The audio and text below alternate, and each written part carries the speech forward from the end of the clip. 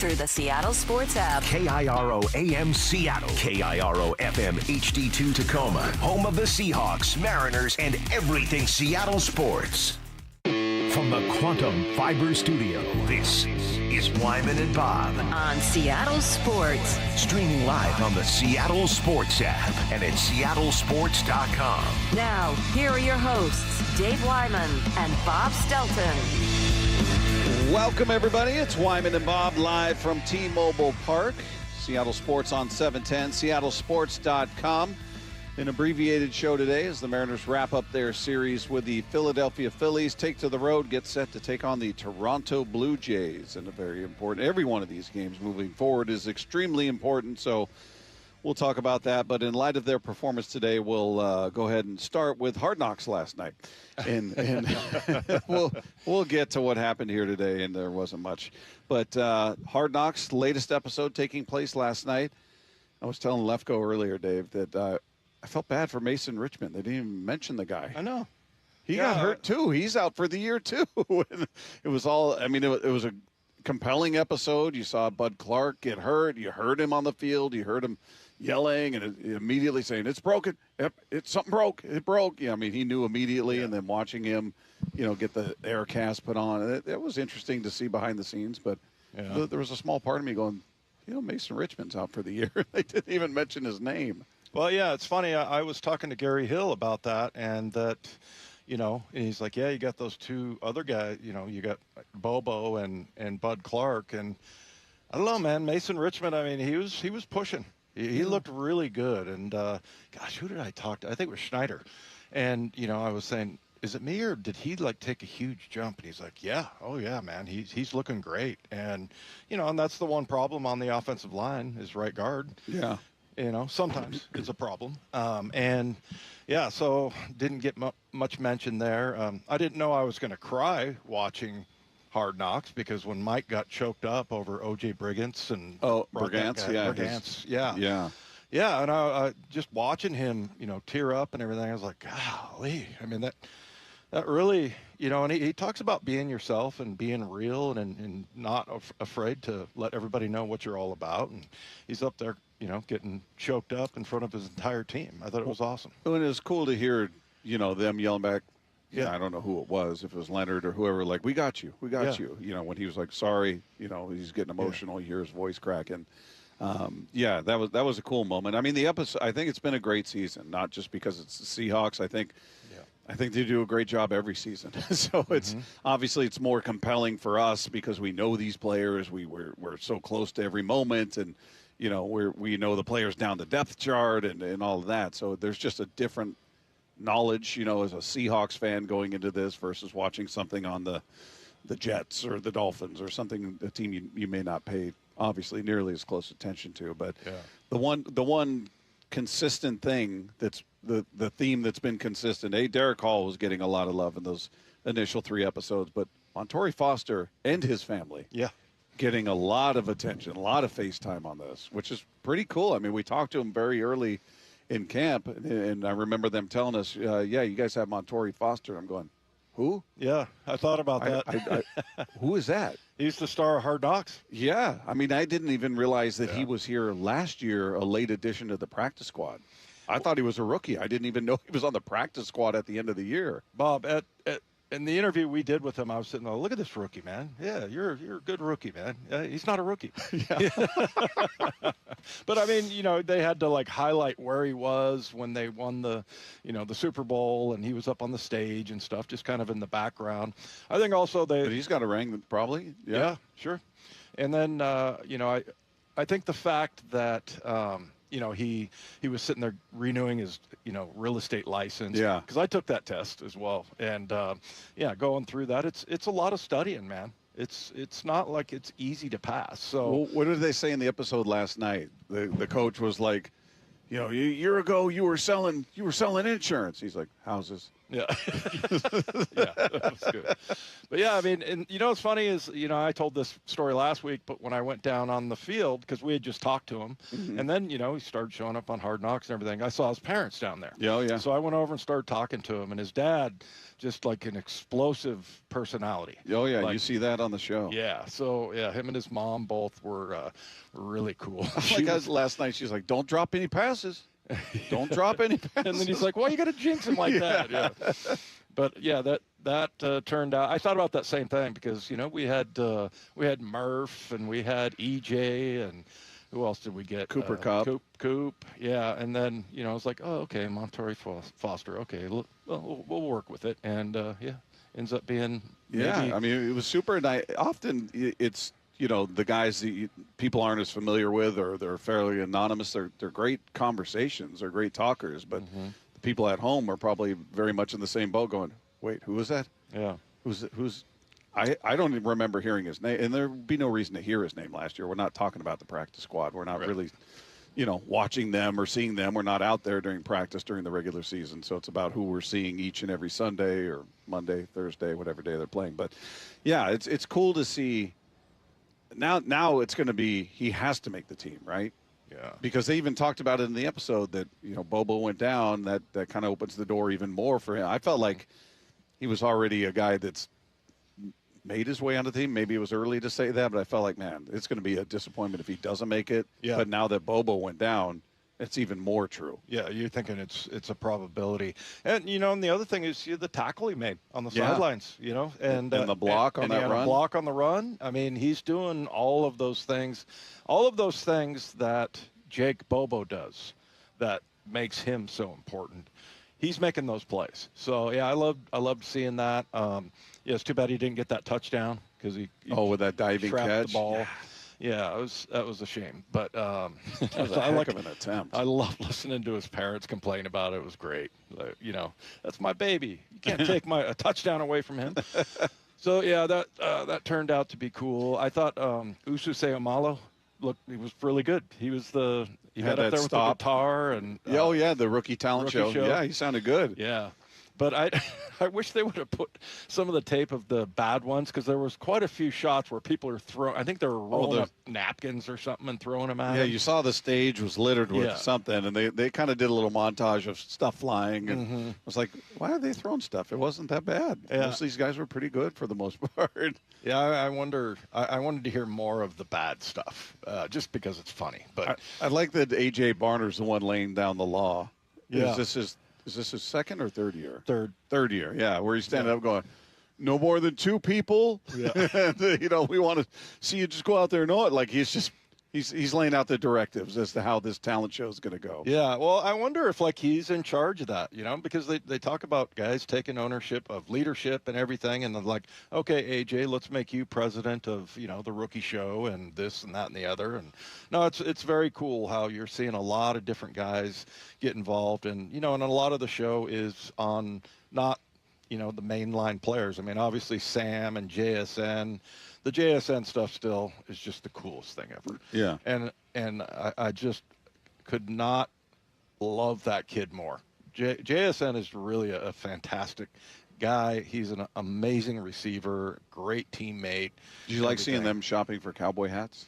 The three quarterbacks? Yeah, that was pretty funny. He's like, what does it? I have a big head. Is that what? Drew Lock was saying, does it look weird? Yeah, Sam, when he first got it before they shaped it, he looked like he looked Amish. Yeah, one of the Amish. Yeah, like that was that kind of hat. So yeah, that was cool. And yeah, I mean, I think there's probably a lot of teams that are out there that number one are going, man, I wish I was on that team because it's just really a tight group. But then also, maybe that's going to be something that a lot of people adapt. I think it's really interesting what Mike is doing in kind of a subtle way is that, he's just letting everyone be themselves and the team comes first. We got lots of guys, lots of leadership, whether it's Julian Love or AJ, as you mentioned, and of course Sam and Bobo and Coop. So yeah, it's all, I think it's I think it's a team, and, you know, they portray the city beautifully. I love the 12 windows lighting up and just what the fans here are all about. And I thought they did a great job capturing that. But I just think after that series is over, there's going to be a lot of guys around the NFL that are like, hey, I want some of that. Yeah. I want to be part of something like that. It's like a great place. It's cool to see the conversation with Schneider and Diggs. You know, how he's got him up in his office and just talking to him about, you know, where he's at. Is this your first off season, you know, with no rehab? He was talking about that. Just, you know, that kind of behind-the-scenes thing. And the other thing that stood out to me to this point is that McDonald gets mad. Yeah. He gets, I mean, because every time we tend to see him, he's very calm. He's very understated. He's almost quiet, shy-looking. He gets fired up out there. He gets angry when things are not going right. Yeah, I found that out the last time we went to joint practices down there. That was his first year.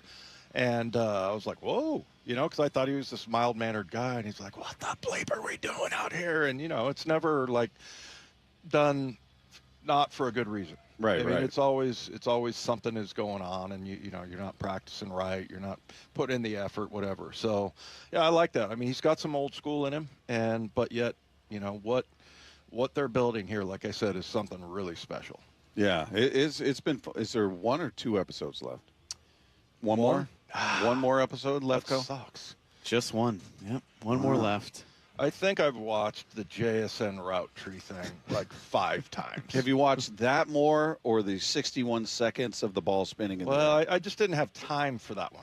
You don't have time to watch it again. It's too long. You got to cut out your day. You got to dedicate a portion of your day to that. Yeah. In 2 Tuesdays when there's no more Hard Knocks episodes and your Tuesday nights are just empty and you're looking for meaning. I'm gonna go just back. put that on a loop. I'm going to go back and watch that. Yeah, just keep spinning football. Rewind the spinning football. Well, they had a shot in the latest one that was a much abbreviated, and I was thinking of Lefko. Like, okay, it was only 10 seconds. I guess that's how you do it. Mike will be happy. That's how they should have done it the whole time. Yeah. All right. Well, there are some lineup and rotation questions looming for this Mariners team, and we're going to get into that coming up next as we continue live from T-Mobile Park with Wyman and Bob. It's Seattle Sports on 710. Why are we walking? Let's go! The defending champs are in the home stretch of training camp. It's filling in the little gaps that really brings this team together. Stay plugged into the very latest moves, news, and everything Seahawks at seattlesports.com. I want to see the competition with Diggs here. And the most important Seahawks conversations. This Montori Foster, he'll play special teams. He's an absolute dog. On the home of the Seahawks, Seattle Sports. Got leaks? Tired of applying those cheap roof coating products that never seem to last? What if you could find a roof coating that remains permanently flexible and won't be impacted by harsh UV rays or temperature extremes?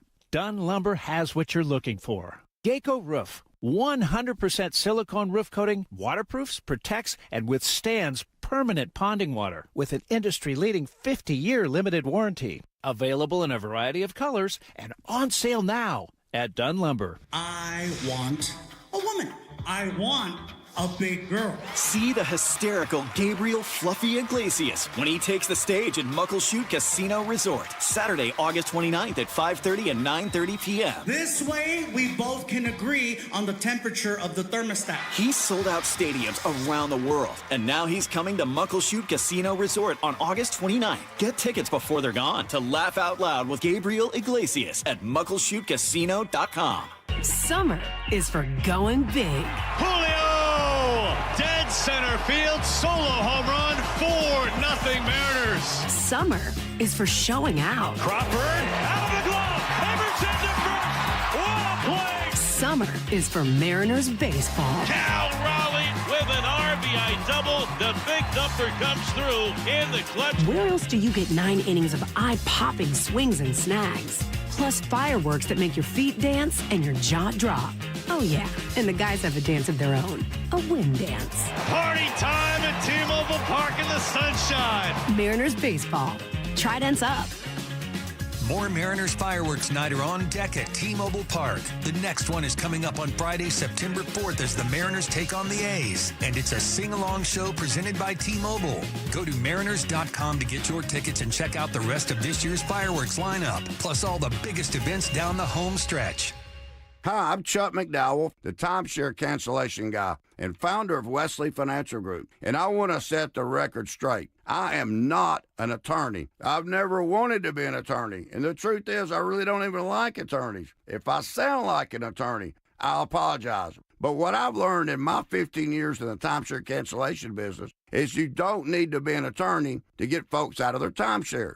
After 15 years and over 50,000 cancellations, I can tell you with confidence, we know how to get you out of your timeshare. Call us today and we'll send you our timeshare exit guide absolutely free with all your options for cancellation.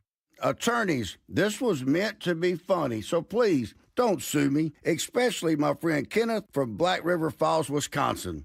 Call now for your free timeshare exit info kit. 800-646-5959. That's 800-646-5959. 800-646-5959. I move mountains for a living. Literally. That means I don't carry hand lotion, and when it comes to serious heartburn, I don't mess around with anything but Rolaids Max Strength. Its dual active formula has 1,500 milligrams of calcium carbonate and magnesium hydroxide that relieves heartburn fast. And the best part? The roll fits right here in my pocket, so I can get back to moving mountains. Rolaids spells powerful relief. 1,500 milligrams is our highest amount of antacid per tablet. Read each label. Use as directed. Keep out of reach of children. I know that hiring can be challenging. You need someone to match your role perfectly. Well, now you can meet them fast on ZipRecruiter. Build your team. Build it sooner. Meet your match on ZipRecruiter. Just head to ZipRecruiter.com/free right now to try it for free. That's ZipRecruiter.com/free. Meet your match on ZipRecruiter. Try it free.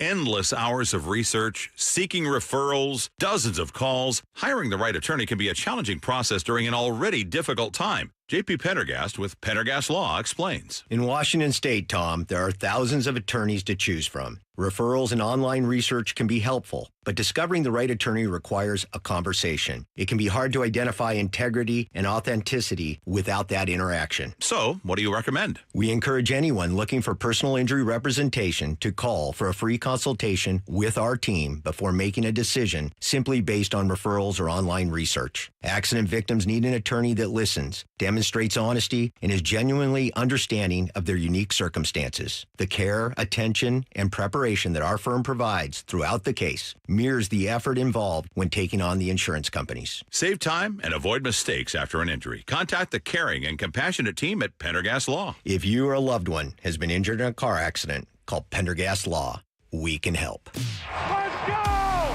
This is Seattle Sports. Streaming through the Seattle Sports app. KIRO AM Seattle. KIRO FM HD2 Tacoma. Home of the Seahawks, Mariners, and everything Seattle sports. Seattle Sports Snapshot. Well, the Mariners dropped the finale to the Phillies, but they do take the series 2 out of 3 games. They lose today 6-0, and they now make their way to Toronto to begin a series with the Toronto Blue Jays, who are ahead of them in the wild card race. Meanwhile, other finals on the day, Padres shut out the Pirates 3-0. It was the Guardians over the Angels 4-3. Reds take out the Giants 10-9. Diamondbacks shut out the Cubs 2-0, and the Rays shut out the Tigers 3-0. Games going on right now as we speak. The Marlins up 2-0 on the Red Sox in the top of the 5th.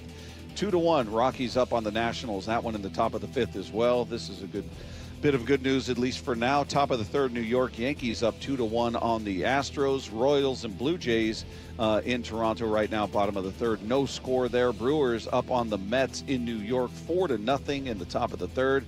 Top of the 3rd in Atlanta, Braves and Dodgers knotted up at 1 apiece, and they're headed to the top of the 2nd in Chicago, where the White Sox and Rangers are scoreless. Snapshot, brought to you by Miller Lite. When it's game time, it's Miller time. From the Quantum Fiber Studio, this is Wyman and Bob on Seattle Sports. Streaming live on the Seattle Sports app and at seattlesports.com. Now, here are your hosts, Dave Wyman and Bob Stelton. We continue live from T-Mobile Park. It's Wyman and Bob, Seattle Sports on 710, seattlesports.com. Coming up, our conversation with Kade Anderson. We had a chance to catch up with him today after the game. and good to speak with him. 22 years old. Yep. 22 years old. He's got that baby face. He's very young. It's funny, looking at his face, like you said, he does have a baby face, but the words that come out of that baby face, much older than a 22-year-old would typically say. Yeah. Very wise for his age. Yeah, he's a good conversation. He's very serious. Mm-hmm. He's very focused. Yeah, he was staring like staring a hole through my head the whole time. I mean, he was like, he's very direct and looked you right in the eye the entire time, and I was kind of like intimidated. He's looking at you. You want a piece of this? Yeah. Huh? You want this smoke? No, he's great kid. He's very nice and good conversation. So that's coming your way at 5:30. Stay tuned for that. Meanwhile, the Mariners. Look, when you come into this game and I'm driving to the stadium and go, man, a sweep would be huge. Man, how big would that be? And then you look at the lineup and you go, all right, well, you're not putting your best foot forward, with all due respect to all the players there. You're not bringing out your A squad, if you will. You didn't have Naylor in there. You didn't have Canzone. You sat Young. Is that I believe the first game he's missed all year? Cole wow. Young. How about that? That is incredible. He's played in every single game. So you look at it and go, you're kind of punting on this one. You're kind of punting when you sit Canzone, Naylor, and Young. I know they had a nasty lefty out there, but he's tough on righties as well. Yeah. So as we saw, the Mariners had 2 hits today. Brutal. Just 2. Which was your favorite, Dave? That's what our guy Trev came up with. That's a question for the callers and the texters. Of the 2 hits, which one did you really get excited about? So it was Randy and Paredes. Paredes. Definitely. It's definitely my favorite. Yeah. Yeah, Paredes. I like him. I love him behind the plate. I wish he could hit more. Yeah, he's been a surprisingly consistent hitter when he's gotten opportunity. So he was the first hit, and Randy got his in the 9th, and then that ended their day of offense. But we saw Taylor Ward out there, who's to this point has not produced what you were hoping he would produce for the team. I mean, he dealt with an injury almost out of the gates. He'd only played a handful of games and then was dealing with a quad injury. Hasn't brought a ton to the table. Look, the days of sitting and what's funny is and maybe some of this is about just getting guys rest, right? That they just needed a day off as opposed to, it's a tough lefty, we don't want to expose him to that. Because last night, I mean, Dom Canzone was the hero, coming up with a huge hit. And after the game, we were in there talking to him, and he's being asked about, hey, it wasn't that long ago where on a night like this, talking about last night, you would have been sitting down when a lefty's out there on the hill. And when did you feel like you earned that right to face lefties and be an everyday player? So that was kind of the conversation. And then the very next day, he's having a seat. So maybe it was just a rest day, but when you rest all those guys at the same time, you're like, are you giving yourself the best chance to win? Mm-hmm. And then obviously your pitching wasn't there. Brian Wu, who's been dominant at T-Mobile Park this year, absolutely dominant. He was not today. Mm-hmm. He got lit up. He did not look good, and they had Ferrer warming up in the 2nd inning, so it was not his day. So we didn't get a chance to hear. I don't know if he said anything post game Lefko that stood out, but we were interviewing Kade Anderson, so I didn't get a chance to hear what Wu had to say. I heard it in the post-game show with C-Raj and Charlie, and I mean, I expected him to be, because he's one of those guys that's really intense. Remember that he had an outing. This was last year where I think he wanted to keep going, and Dan took him out, and so when he was walking down to the press room there, he's got a baseball in his hand. He's throwing it on the ground. You could tell, you don't want to be within 10 feet of this guy. He might take a swing at you or something. And I was kind of surprised that he wasn't, too, I don't want to say dramatic, but his emotions weren't all over the place. He was okay, So, yeah, I mean, I couldn't tell you exactly what he answered, but I was just kind of listening for, is he going to be raw after this one? Because you can't do that, right? And talking to Charlie about that, he's like, you can't be the guy, that's super happy when you have a good outing and then, down and when you don't. So, yeah, I thought he did a fairly good job with that. Yeah, and look, you look at his starts leading into this. It's been a good month for him. You know, it started out August 5th with his first start this month. 7 innings, no runs, just 3 hits against Detroit. He was phenomenal. The next start, 5 innings, no runs, 3 hits. That was against New York on the road where he was having trouble. Then the next road game, 6 innings, 2 runs against the Astros. Astros, yeah. So quality start there. Quality start in the first game. Only went 5 in the one in between, but didn't give up any runs. So this was the first dud of the month. So he'd been on a nice roll prior to today, and today was not good. I mean, look, it is what it is. 4 innings, 5 hits, 6 earned runs, gave up 2 home runs, walked 1, struck out 5. Hopefully it's a blip. Hopefully it's got nothing to do with the sore shoulder he was dealing with where they pushed him back, gave him a little extra rest. We'll see what goes on, but they need to figure out what's going to happen with the rotation, because today we saw something I hadn't seen before, and that was in the middle of the game, Bryce Miller and Munoz walking from the dugout to the bullpen. Munoz, yeah, you see that. Bryce Miller, you don't see that. No. And he was out there, I don't know what he was doing, but once we came up here after we were done recording and everything, he came walking with the rest of the bullpen crew. So I don't, maybe they were just working on some stuff, or maybe that's what we're looking at, because I just don't think you can keep bouncing back and forth between, all right, we're a 6-man this week, and next week we're going to be a 5-man, or we're going to be a piggyback this week, and we're going to do this. I think you just got to go with your 5-man, unless somebody needs extra rest, like Wu did, or if you're trying to, save some of the mileage on some of these arms, maybe you're going to extend guys. But I think you got to dip back into, this is who we are. We got 28 games to go. We're going 5-man rotation, and here are the 5. And number 6, sorry about it, you're coming out of the pen. Yeah, I mean, just the more you hear pitchers talk about it, the more you realize that it is a big deal as far as, being in a routine and, having the numbers of, the days of rest. I mean, you hear it from Ryan Rowland-Smith, you hear it from Charlie. So, yeah, it'll be interesting to see. I don't know. I just try to keep mindful of the fact that it's because we have too much, good pitchers right now. I mean, you have good pitching. It's a good problem to have, but I don't know. And it's also kind of strange if that really is that big of a deal that you got a manager who's a catcher who totally understands that, and that's what they're doing. Yeah. The problem is you don't have all pitchers functioning at their top level right now. Bryce Miller, we don't know what's going on there. I mean, he was obviously out there in the pen for a reason. If he's hurt, I don't think they're going to send him out there. So that tells me the lat thing is probably okay, or maybe it's okay to pitch a couple of innings, and maybe he's just at this point can't go 5 or 6, and physically that'll make the decision for him, perhaps. Like, hey, he can't stretch it out that far right now without the lat starting to fire up, so we're gonna put him in the bullpen, and he'll be our long relief guy, or whatever role they see fit for him. But we did see a bounce back from Kirby last night, who was outstanding. Yeah, he was so good. And early it looked like, oh boy, he had some traffic out there. They got to him a bit. Was it second or third? I can't remember, but it looked like this could be a short night.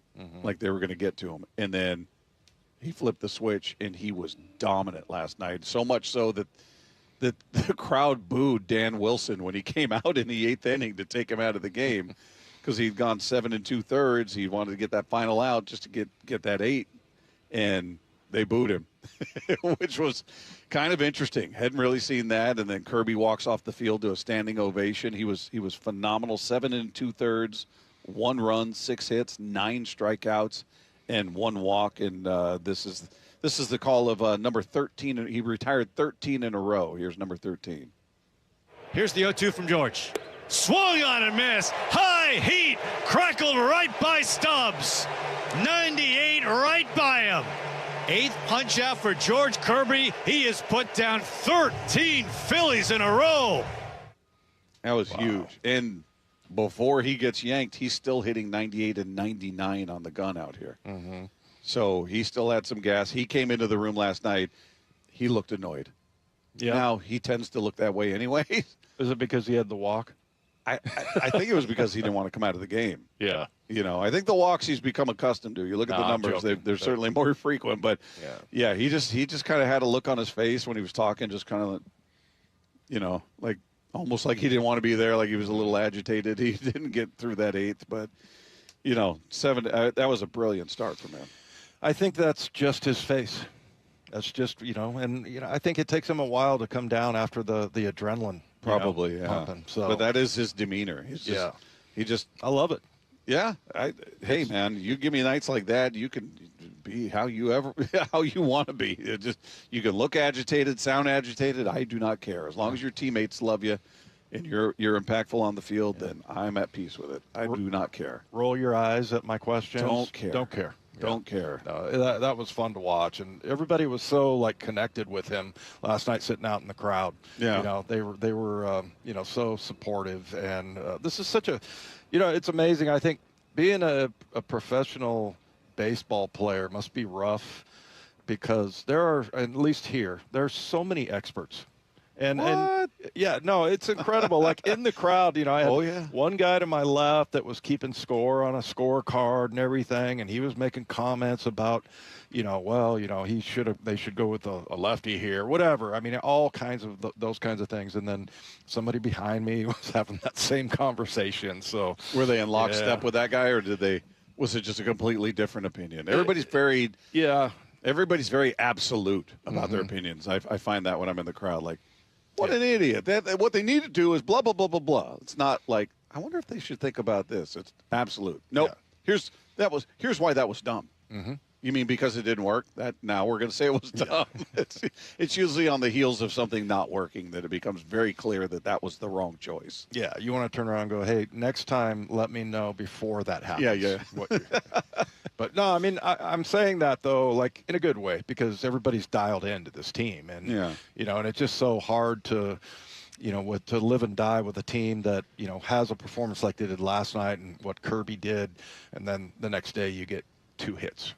Yeah. So it's just very, very frustrating. Well, but overall, the homestand, you're 4-2. Yeah. Against 2 of the best teams in the National League, 2 of the best in all of baseball, because there's only 4 teams above 500 in the American League, at least going into today. I haven't looked lately, but I mean, the National League, if we're just talking about which has the teams with the better records, it's the National League, and it's not close. So those were 2 teams, especially in the Phillies, that came in here just smoking hot. They were the hottest team in baseball, won 9 in a row. Mm-hmm. You take the first 2, you win the series. They get the 3rd game.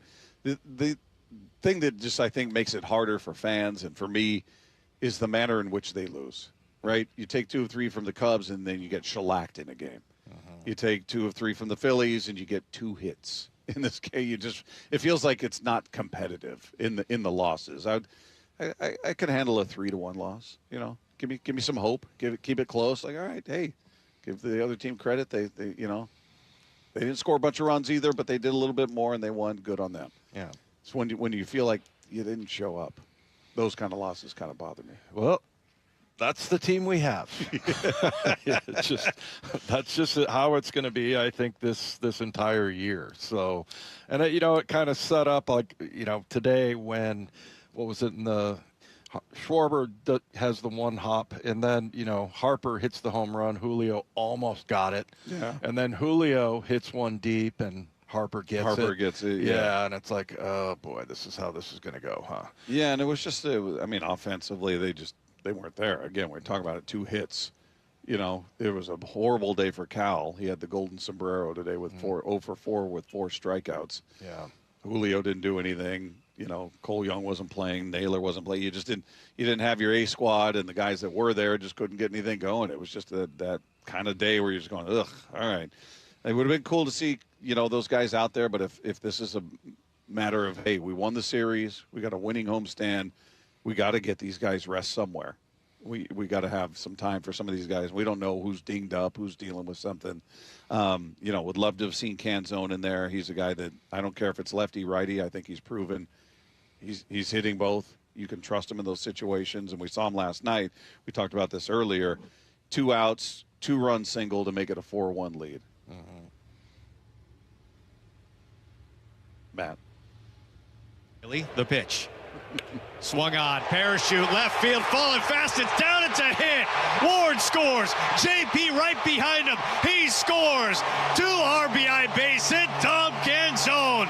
Clap up in his hands at first base as the Mariners lead 4-1. Yeah, crowd. That was an intense crowd, too. It was loud, man. Yeah, the crowds have been, the Mariner fans have been, and there's certainly been some opposing fans, no doubt, but it's had a different level of intensity or electricity in the ballpark in these series. Yeah, definitely. Well, and there was a lot of Phillies fans here, too. Yeah. So, but, yeah, Cal tying the team record with homers and 4 straight at-bats. I mean, that is such a huge thing for Cal this year because we just been waiting to see him get going. By the way, I got a chance to go down there. I was wandering around through the stadium last night, and my buddy and I were down there watching Senior Smoke on Munoz get warmed up over there. I was telling you about it before, but like it was so impressive watching that up close because it looks like the ball just coming out of his hand like a normal pitcher would, and all of a sudden it just accelerates like at a ridiculous amount. Were you hanging over the railing there, right next to the? I was right behind bullpen? the catcher. Yeah. So you can, when you're hanging there, and a lot of people listening have probably been there, you can hear the of the ball, and then just the slap of the catcher's mitt there. I mean, just so impressive. It just sounds like it's just. I hope that guy's got some padding beyond the glove, like something extra under there, because that thing is being fired in there. Yeah, it's cool. It's a cool thing. If you've never been out to over there by the bullpens in T-Mobile Park, it's kind of cool to watch these guys warm up because you get a sense really quickly of just how hard they throw the ball. Yeah, it's ridiculous watching that live. How'd you enjoy your evening amongst the common unwashed? Oh, it was great. Yeah, I had a good time. Did you converse with any, or did you say no? I don't. We don't interact. Don't look me in the eye. It's funny. I was out there by the bullpen, and before my buddy got there, there was this guy who comes up, and we started talking, and he goes, "Hey, don't I recognize your voice from somewhere?" And then he mentioned Wyman and Bob. How about that? Don't I recognize your voice? I don't know. Do you? Yeah. Yeah. So that was my moment. I really loved that. No, but yeah, he mentioned the show and everything. But yeah, I mean, but everybody's just so dialed in, and like I said, everybody. And I didn't mean it like. Everybody's an expert or think they're an expert. It's more like that the fans here are just, they love this team and they're dialed in on, the pitching and hitting and this guy, they should go lefty here. I mean, it's all, very cool to hear and experience. Yeah, 28 games to go. Wow, 28. It's going really, really rapidly.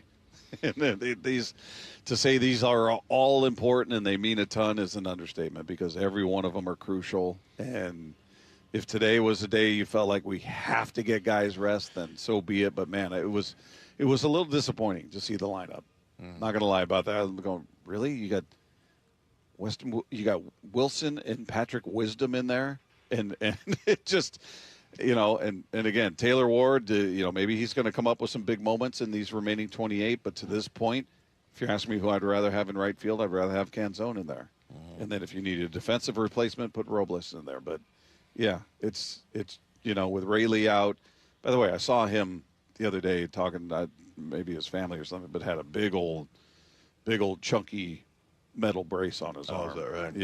Yeah, he was just hanging out talking to somebody. But, yeah, I hadn't – kind of forgotten about him, out of sight, out of mind. Hadn't seen him, and then he had that big old thing on there. So, yeah, that's not good. But with him out of that whole platoon thing, and Dom should be your everyday right fielder, and if you need, again, defensive replacement, should be Robles, and, you'll sprinkle in Taylor Ward here and there. But to this point, he hasn't been what I had been hoping for. Mm-hmm. Yeah, so, yeah, it's as far as Canzone you're talking about? Yeah. Yeah. No, he's been what I've hoped for. Yeah, okay. Taylor Ward. Yeah, gotcha. To this point, has not. And it's, again, trying to be fair. He did get hurt fairly early. He hasn't been here but we're also not in the beginning of a season where guys are trying to find their rhythm and all that. He's had a full season before he came to Seattle. Mm-hmm. So I'm hoping it kicks in. Yeah, I have more confidence in Dom Canzone than ever at this point. Yeah, he just – And lefty on lefty, fine. So love seeing him. I think, and he's not your best option as far as out in the field, right field, but he's at the plate. It seems like he comes up with big hits at big times. Yeah, and he was talking after the game last night. He was just talking about the adjustments he's made when he's facing left-handed pitching. I mean, you always got to practice both sides, whether it's machine work, especially with spin from the left side. I mean, nothing really too crazy. I just try to keep it as simple as possible and just try to do my job and hit a line drive up the middle. And I try to think of myself as a line drive hitter. And I've spoke about that before. I've tried to, in years past, try to hit homers, and it really didn't work out. So just trying to adapt.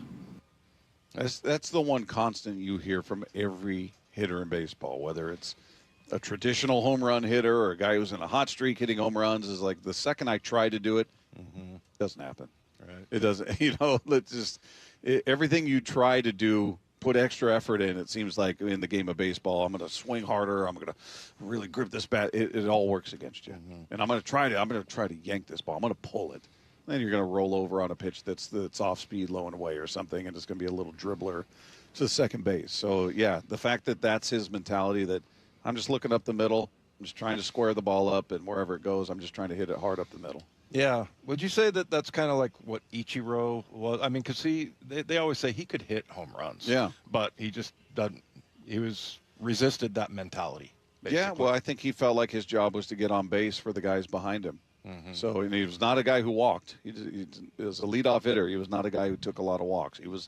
Ichiro was up there hacking, but I think he looked at it like, hey, I'm supposed to be out there for Junior and Edgar and Buhner and those guys to drive me in. So, yeah, that's I don't know. I think Canzone, he just seems mentally like he's just in the right place right now. Meanwhile, how did Kade Anderson feel about his major league debut? Well, we're going to talk to him about it. You're going to hear that conversation coming your way next as we continue live from T-Mobile Park. It's Wyman and Bob. This is Seattle Sports on 710.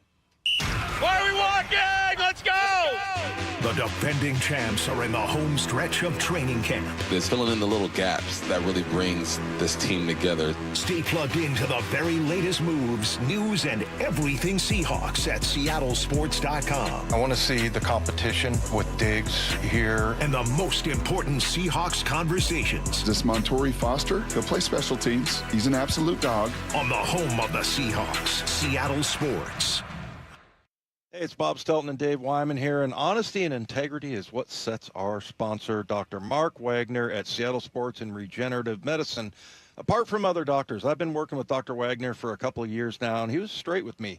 My right knee needed replacement. He told me that. He says, I can't help you, and not all doctors will give it to you straight. And, Bob, after hearing me, we've heard some of these testimonials about Dr. Wagner, and I've been talking about him for a couple of years now. You decided to go see him for your hip. Tell us what that experience was like. He was straight with me as well, because I went in there, had a number of issues in my hip that I thought were leading to surgery. I had done physical therapy, had done steroid injections, and thought I was at the end of the road. And I remembered all the testimonials, you talking to people about the success rate out there. So I brought him all the imaging, and he said, I can help you. He said, it's not a cure for every last thing you got going on there. I had a frayed tendon, torn labrum, arthritis, bursa sac inflamed, all that stuff. But he said it will go a long way into helping you. And again, I say it every time, but it's true. He undersold it. Yep. Under promises, over delivers every time. So whether it's a shoulder, a hip like Bob had, elbow, ankle, wrist, or knee, before choosing surgery, see Dr. Mark Wagner first. Go to drmarkwagnermd.com. In 2026, Bay Alarm celebrates 80 years of security. With burglar and fire alarm systems, 24/7 in-house monitoring, and local service, our promise to the Puget Sound remains the same. We got you. Learn more at bayalarm.com. 2 years ago, my office launched a major media campaign to identify a key witness to our client's bicycle accident, which we later settled for $10 million. Because when we accept a case, we don't rest until we do everything possible to improve our client's chance of recovery. We're one of only a few firms in the state with an in-house investigation team building our clients' cases. So when you hire Davis Law Group, you don't just get a dedicated and award-winning legal team. You get our commitment to better service and even better results. Request a free consultation today at 206-888-8888. At Farmers, our honesty is contagious. Wait, am I going to catch honesty? Well, when you're with Farmers, it's kind of inevitable. Well, how long does it take to... I lied to you when you asked if I knew what a deductible was. I don't know my dad's birthday, and I thought umbrella policies were for rainstorms, actual rainstorms. I have it, don't I? You don't just have honesty. You have Farmers. Bum, bum, bum, bum, bum, bum. Learn more at farmers.com. Underwritten by Farmers Truck or Fire Insurance Exchanges or affiliate. Products not available in every state. A dark night, a quiet suburb. But for one family, danger lurks just downstairs. Oh, no. That's just my husband getting a midnight snack. Guilty. But We have Xfinity Shield. It has a built-in Wi-Fi feature that detects movement without cameras. well, what they didn't know is that an even bigger threat lurks online. A hacker. Actually, Xfinity Cybersecure protects our connected devices, too. Okay, fine. But what they didn't see coming Is that these features are included with our Wi-Fi? We did. Kind of the whole point. Well, this one's not getting a sequel. What if protecting your home and devices could be drama-free? Introducing Xfinity Shield with Wi-Fi features designed to give you peace of mind. Visit xfinity.com/shield to learn more. Xfinity. Imagine that. Restrictions apply. Not available in all areas. Xfinity Internet and compatible equipment required. Hey everyone, Rick Witters with Cressy Door. At Cressy Door, we offer top-of-the-line garage doors, garage door service, and garage door repairs. Residential or commercial, please consider Cressy Door for all of your garage door needs. Cressy Door. Football, baby! Nobody gets you closer to the action at Seahawks training camp than the home of the Seahawks, Seattle Sports. At Dunn, relationships are everything. It's why we build a culture around building the best relationships possible, building joy and trust, one interaction at a time. So whether you need trusted advice, help with material selection, project planning, or loading your vehicle, we go the extra mile to remove as much of the hassle as we can. If there's anything we can do to serve you better, contact me personally, Mike Dunn at dunlumber.com. Dunn Lumber. Building success together. Mike Rowe here with another random fact. Those cracks on your walls aren't just cosmetic. They could mean your home is sinking. Whether it's drywall cracks, exterior cracks, or sticking doors or windows, do yourself a favor. Call Groundworks. I spent some time working with these guys, and they're the real deal. Their people are trained and certified to stabilize your foundation. Schedule a free inspection with Groundworks, the foundation and waterproofing experts. Licensed in all states where work is performed. See website for detail. Are you looking to buy a house, but like everyone, you're priced out of the Bellevue, Kirkland, and Seattle market? Many buyers have the income, the credit, and the desire to own, but simply don't have the down payment. Often at least $75,000 just for a starter home. Hi, I'm Scott Rierecka, CEO of Legacy Group Capital in Bellevue with a great opportunity for home buyers. Introducing our Legacy Opportunity Loan. Legacy Group Capital has a select group of 100 new construction, single family, and townhomes in the top Western Washington locations. Acquire a new construction home with no down payment, allowable closing costs paid, and a competitive rate. Yes, that's no down payment and some closing costs paid by Legacy. A wise man once said, the hardest part of winning in real estate is just getting in. And now you can with our Legacy Opportunity Loan. So get in the game. Limited properties available to qualified Washington borrowers. Learn more about this limited opportunity at LegacyG.com. Legacy Group Capital LLC at MLS ID 99045. Visit LegacyG.com for additional program details. This hour is brought to you by Fast Home Services. From the Quantum Fiber Studio, you're listening to Wyman and Bob. Weekdays 2 to 7. On Seattle Sports and 97.3 FM HD2. We continue live from T-Mobile Park. It's Wyman and Bob, Seattle Sports on 710, seattlesports.com. Mariners lose to the Phillies in the finale, but we did get a chance to get into that clubhouse after the game and catch up with the guy who made his major league debut just a few nights ago to a packed house and pitched very well. Here's our conversation with Kade Anderson. Well, you've had a few days to digest it now. Have you gone back and looked at your game and looked at the reaction of the crowd and just kind of relived the moment at this point? Yeah, I think it was a really cool experience, and I was excited to get the first one under the belt and look forward to many to come. Kade, what was your sort of expectations of how, or did you look that far ahead? I mean, at what point did you think in your head as far as, planning that you're going to get called up or what it's going to look like, what it's going to be like? Did you have any ideas or you just kind of let things happen? Yeah, I think it's really hard to put into words and understand what it's going to be like.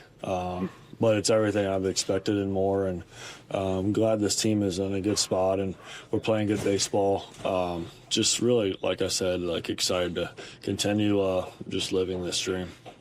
Do you have a guy on the staff that you go to with questions? Do you talk to Logan? Are you a guy that asks questions? Or are you kind of a rookie that's like, all right, I'm going to be seen but not heard? Right. I think all 5 of the other starters have done really a good job with kind of taken under their wing, and they've been so helpful in many ways of just kind of understanding the ins and outs of the everyday life that you really wouldn't really think about, and in a lot of ways they've been so helpful.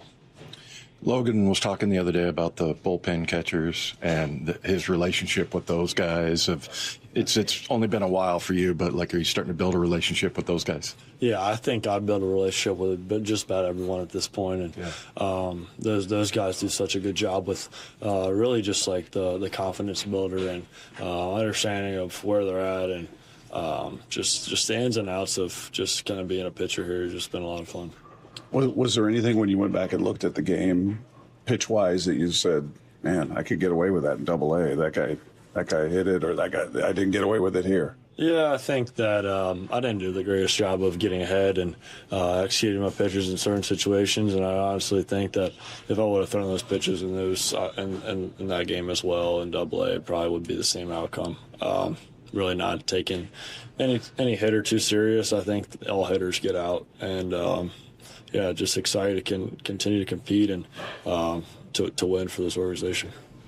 Kade, we always talk about in the NFL, like Alabama's almost like playing pro football. Some of the franchises are really advanced. How much did going to a program like you did at LSU really help you prepare for all this? Yeah, I think it's the definition of preparation. They just do such a good job with understanding of this is another step of getting to the big leagues, and you kind of feel like a professional when you're there almost. But yeah, they've done such a good job with just really understanding like what it's going to take, and continue to like learn from those guys, and they push to the limits. And I think like another thing for me that was really special, and I think took advantage of, was just the fact that at LSU you get to play in front of a bunch of fans, and kind of helped me lower my nerves a little bit before this one. Kind of felt pretty easy to go out there, and after the first pitch, kind of felt like normal again. And I think that's a lot of respect to LSU for packing out the crowd on a daily basis, and preparing for this. Yeah, the crowd here that day was insane. That had to be a cool thing to see the reception you got. But I'm just curious, in looking at what you did in that game, which pitched extremely well. Is there anything you look at going, I can't wait for this next start because I'm going to do this time, or I'm going to do this differently, or is it just the same approach? Yeah, I think that I think I got away with a lot more stuff than what the stat line was per se, and I think that I had my D+ stuff that day, so it's kind of a good feeling to know that even on like the days where you don't really have it, you can kind of get away with stuff. And it's just a game of baseball and the little ebbs and flows of everything, and I'm just excited to go out there and to have that A+ stuff and be in the zone more than I did last time, and once again just continue to learn from each and every outing.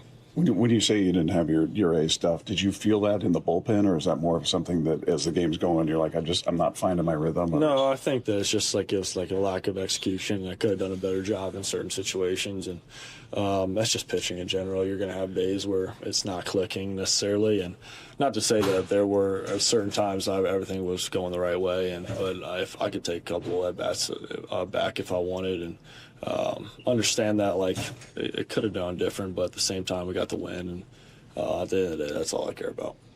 Kade, the day of that you got called up, tell us who's the first person you heard from? Who did you talk to that day? How exciting was that? And which family members or friends or whatever old coaches that you talked to first? Yeah, I think there was a lot of phone calls that I had to make that day, and it was a really special day. It was more of like a thank you than necessarily like a this is about to happen necessarily. And it was really special to kind of hear from friends and family, and just really exciting times that I'll cherish forever. Is there a road ballpark that you're really looking forward to pitching in? Is there one you've dreamt about? Like, man, one day I'm going to pitch at Yankee Stadium or Fenway Park or something like that? Yeah, it's really hard to like pick out one, and I hope I could pitch in all other 29 of them. But yeah, I think that obviously the historic ones like Wrigley and Fenway and Yankee Stadium, and you can go down the list. Like they're all like really special in their own ways. And but I'm really excited to like travel with the team and kind of understand like that side of things, and really just to kind of build a relationship and be a part of this team. It's really exciting. Just seems like a team with so much character. I mean, just good dudes. It just, does that really stand out to you? You got guys like Cal and Logan that are just great people. We've been talking to them since they've been young guys here, and just great people. Yeah, I think that like the leadership qualities that those type of dudes that you just talked about, and the faces of this team do a really good job of kind of building that culture and like the expectation in the locker room, and they just do a really good job with kind of the understanding that this is how we're going to go about our business, and it's been really cool to see that for sure. Just back to your debut for a sec. I'm sure you daydreamed about that as a kid growing up, like one day I'm going to be a big leaguer, and then through the minors, obviously, picturing what it was going to be like. Did it live up to it? Did it exceed it? Was it different, or this is exactly how I pictured it? Yeah, I think, it's really, like I said, it's like hard to like really like fathom.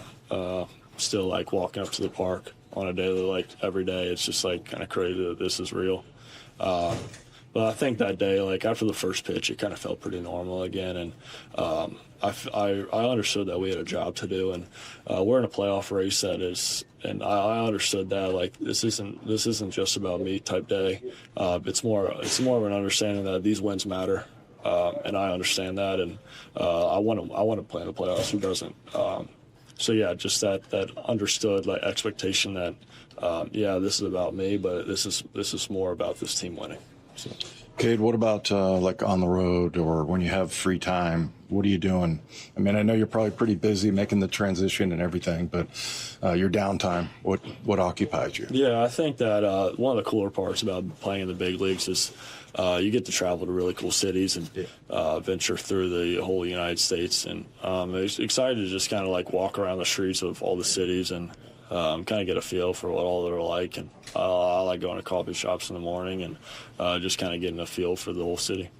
I'm the same way, except it's bars instead of coffee shops. Yeah, I can't really do that one as much. We don't need him staggering out to the mound. Come on. Right. So. Hey, we appreciate you taking the time. It was cool talking to me. you in spring training and seeing this journey that you're on. So wish you nothing but the best. And excited to keep it rolling.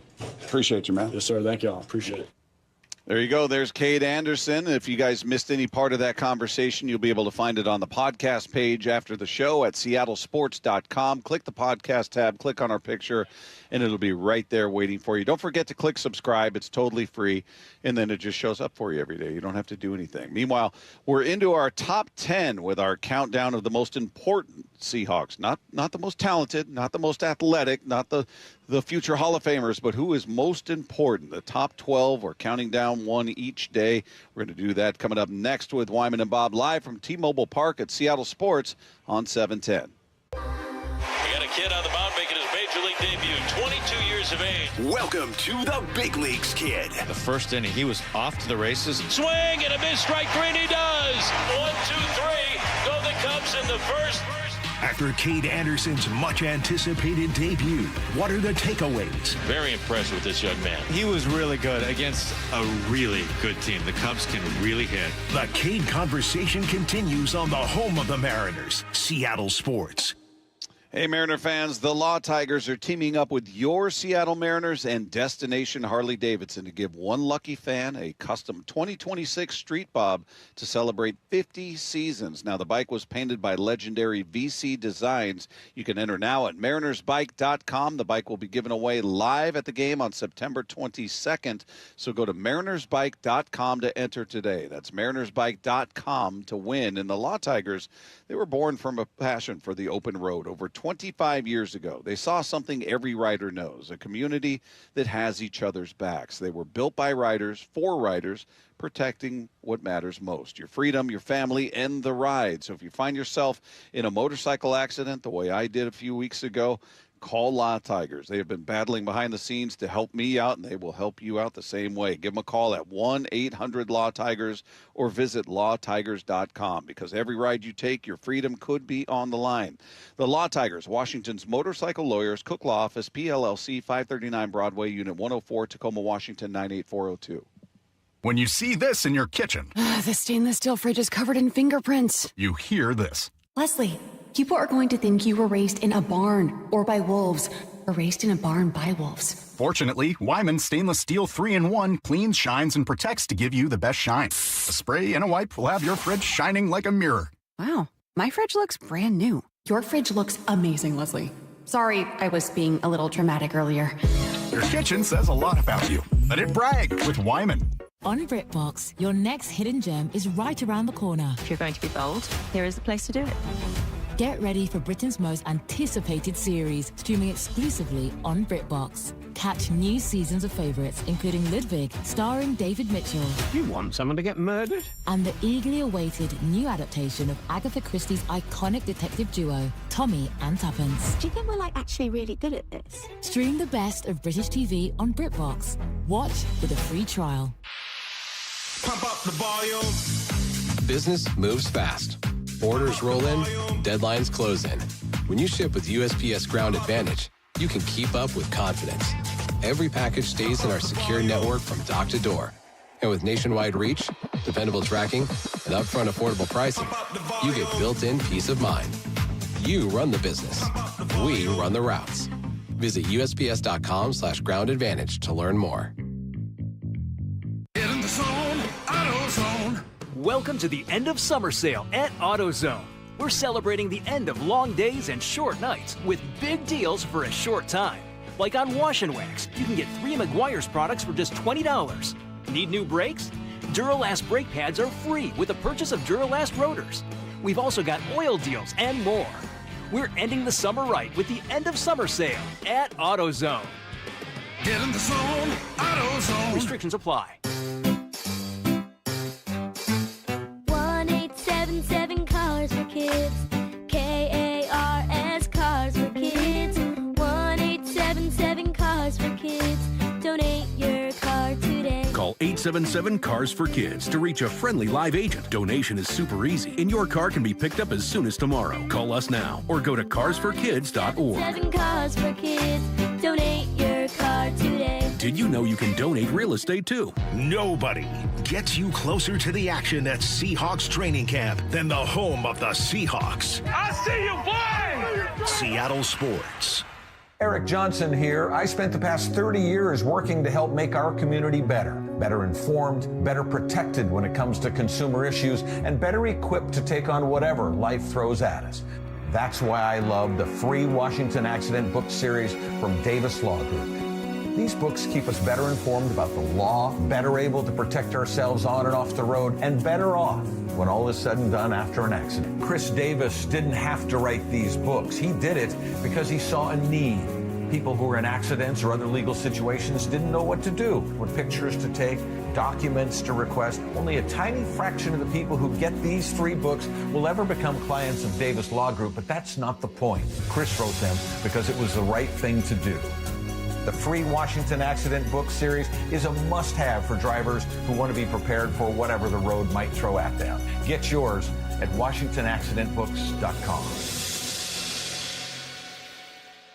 Hon, is your new pinball machine in our budget? KeyBank will meet you in that our money is now our money moment. Actually, our banker Steve recommended we start a joint checking account for bills and keep our individual accounts for things like, pinball machines. Did someone say Banker Steve? I was in the neighborhood, in case you had any checking account questions. Steve, you're always there for us. Now, how quickly can we open that account? Steve, are you seeing this? For every financial need, we'll meet you in the moment. KeyBank opens doors. KeyBank member FDIC. Hey, Mike Salk here for Snoqualmie Casino and Hotel. And not all getaways are going to earn 4 diamonds, but you can experience the 4 Diamond Snoqualmie Casino and Hotel, where the breathtaking views, elevated dining, and world-class gaming and entertainment make the perfect escape. Also, check out upcoming shows. You got 80s pop sensation Taylor Dane on September 6th, or local rock legends Queensryche on October 10th. Tickets at snocasino.com. You can elevate your next getaway. That's 4 Diamond and Seattle's closest Snoqualmie Casino and Hotel. Please game responsibly. This hour is brought to you by Fast Home Services. Wyman and Bob. From the Quantum Fiber Studio. Weekdays 2 to 7. On Seattle Sports and 97.3 FM HD2.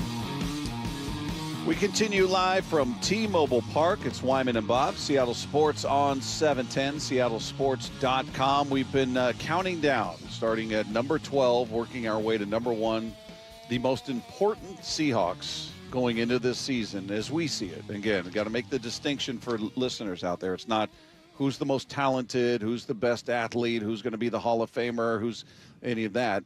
It's who's most crucial. Like, just as an example, in case you haven't tuned in, my first pick, number 12, was a punter. Obviously, Michael Dixon. I think he's crucial to what they do.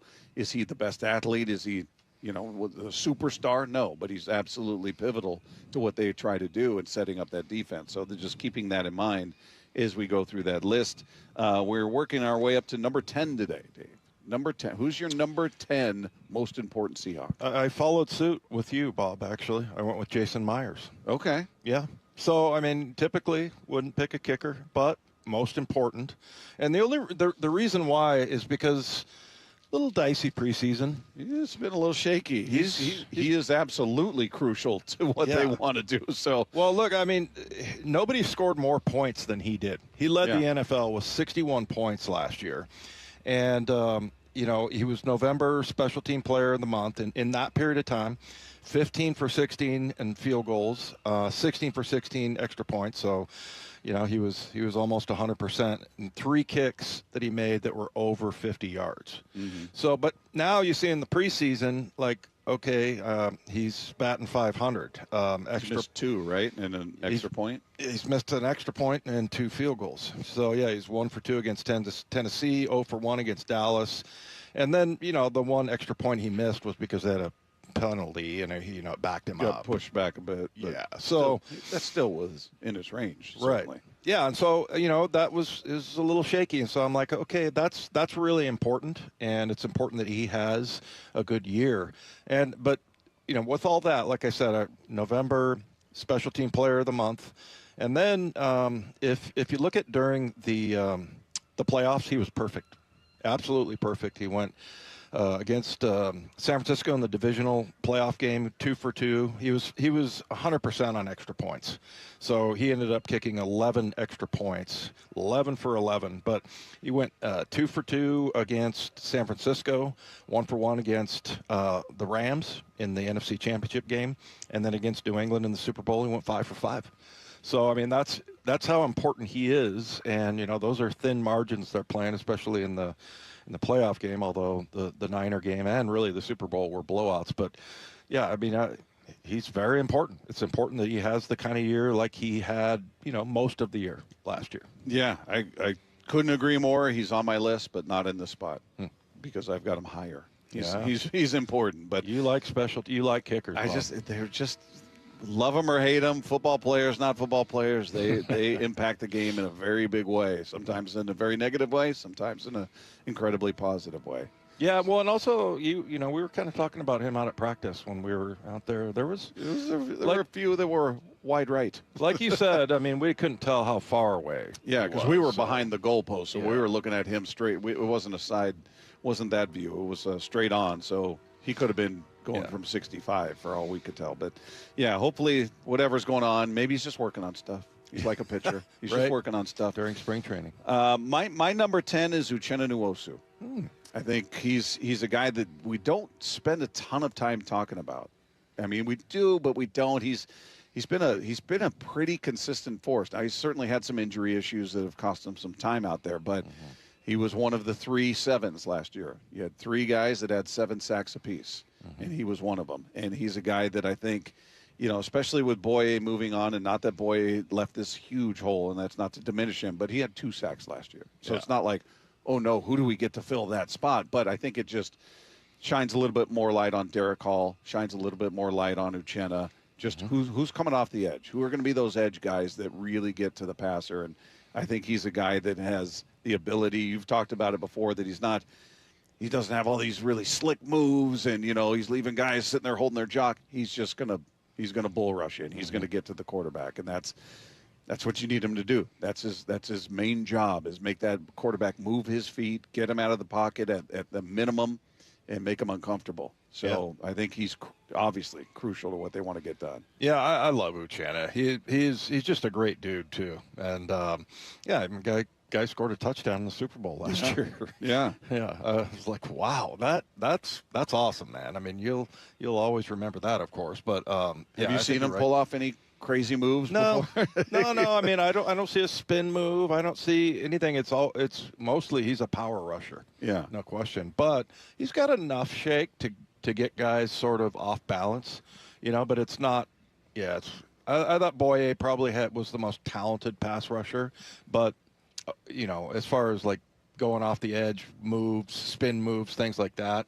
But DeMarcus Lawrence is kind of a power guy. He's kind of a combination of both. But, I think Uchenna plays the run really well. There was a couple of years ago where he got hurt, and from that point for like the rest of the season, they went from being top 5 against the run to like 15 to 20 as far as defending the run. He's really good about that. And I think a lot of the edge rushers, they don't want to do the dirty work, on the rundowns and everything. They want to get in there when it's 3rd and 12 or 3rd and 10 and try to get sacks and everything. And this Uchenna is just a grinder and just a tough guy and also a culture setter.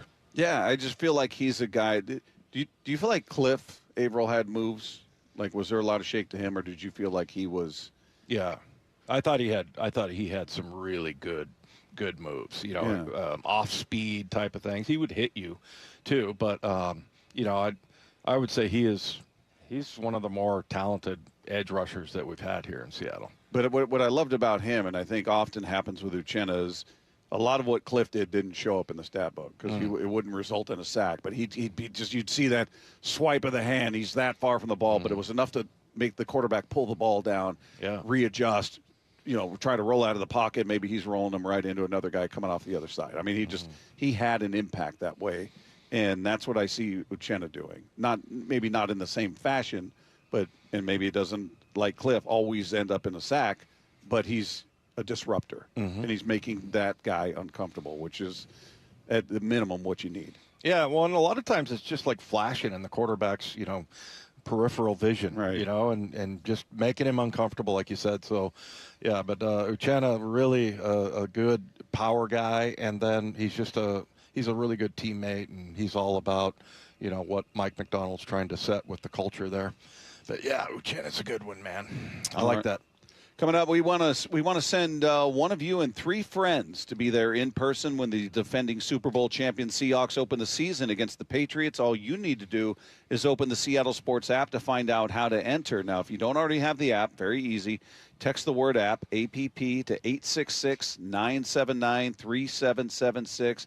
We'll send you a link to download it. It's totally free. You can enter daily to increase your chances to win. The contest runs through Monday, August 31st. Meanwhile, there are a few position groups that are being slept on when it comes to the Seahawks. We'll get into that coming up next as we continue live from T-Mobile Park. It's Wyman and Bob. This is Seattle Sports on 710.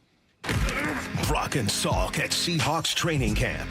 Morning 6 to 10. So Jackson's an artist that paints a canvas maybe a little different than the textbook artist. Give me a couple ways you do that. I love to play free and creative. For me to just be able to play fast, kind of have a plan, but my counters have to be ready. So just always just telling myself, play fast, and let the game come to you. Watch live or later on the Seattle Sports YouTube channel. Need a heavy lift? Levitt Machinery is now your Taylor lift equipment dealer in Washington and Oregon. Engineered for extreme duty durability, Taylors are designed for demanding environments with uptime built into every machine. When the work is tough, Taylor delivers. And now backed by Levitt Machinery in the Pacific Northwest. LevittMachinery.com. Give us a call today. Stack it, reach it, lift it, Levitt. Mike Rowe here with a fun fact. Did you know that 50% of the air that you breathe inside your home comes from your crawl space? Yeah. Whether your crawl space is wet, musty, or your floors are bouncy, do yourself a favor. Call Groundworks. I spent some time working with these guys, and they're the real deal. Their people are trained and certified to repair your crawl space. Schedule a free inspection with Groundworks, the foundation and waterproofing experts. Licensed in all states where work is performed. See website for details. From the people who brought you It's the Dog Park comes. Is that a new bump on your dog's neck? Or is that bump just a part of his neck? Could be a bug bite or something way worse. Protect your dog from injury and illness with Progressive Pet Insurance. Wait, there's another bump right by the first bump. Progressive Casualty Insurance Company and affiliates. Not available in all states or situations. Coverage subject to policy terms. T-Mobile is launching something no other wireless network offers. Introducing Nothing. Pay nothing today and walk out of the store with a new phone. What did he say? Nothing. You definitely said something about nothing. Exactly. Go to T-Mobile, pay nothing up front, and leave with a new phone. Wait, nothing rules. She gets it. Hey, thanks for nothing. For the first time ever, switch to T-Mobile, pay nothing. No taxes, no fees, no money down. And walk out with a new phone. There are 250 reasons to choose T-Mobile, and now nothing is holding you back. On eligible devices with qualifying credit plan and 36-month finance agreement. Get in the zone, AutoZone. Welcome to AutoZone. What are you working on today? Truck started slow. Battery might be toast. Slow starts are the first sign of heat damage to your battery. We'll test it, no charge. Thanks. And if it is dead? We'll set you up with a new, fully warranted battery. Some up to 5 years. And we'll recycle the old one. Thanks for the rundown. Lead the way. Get free battery testing, charging, and recycling at AutoZone. Get in the zone, AutoZone. Restrictions apply. Wesley Financial Group is not a law firm, and Chuck McDowell definitely not an attorney. This is Chuck. If someone talked you into buying something really silly and you want to get out of that silly little thing, my advice, get the facts. Call me and I'll send you our timeshare exit kit absolutely free. Inside, you'll learn how timeshare works and all your options for cancellation. Call Wesley now for your free exit info kit. 800-762-6565. That's 800-762-6565. Everyone needs to take care of their mental health, even running back Bijan Robinson. When I'm on the field and feeling the pressure, I usually just take a deep breath. When I'm just breathing and seeing what's in front of me, everything just slows down. It just makes me feel great before I run the play. Just like Bijan, we all need a strong mental game on and off the field. Make a game plan for your mental health at loveyourmindplaybook.org. Love your mind. Brought to you by the Huntsman Mental Health Foundation, the Arthur M. Blank Family Foundation, and the Ad Council. Pros, find the right flooring for the job in Lowe's newly redesigned flooring showroom.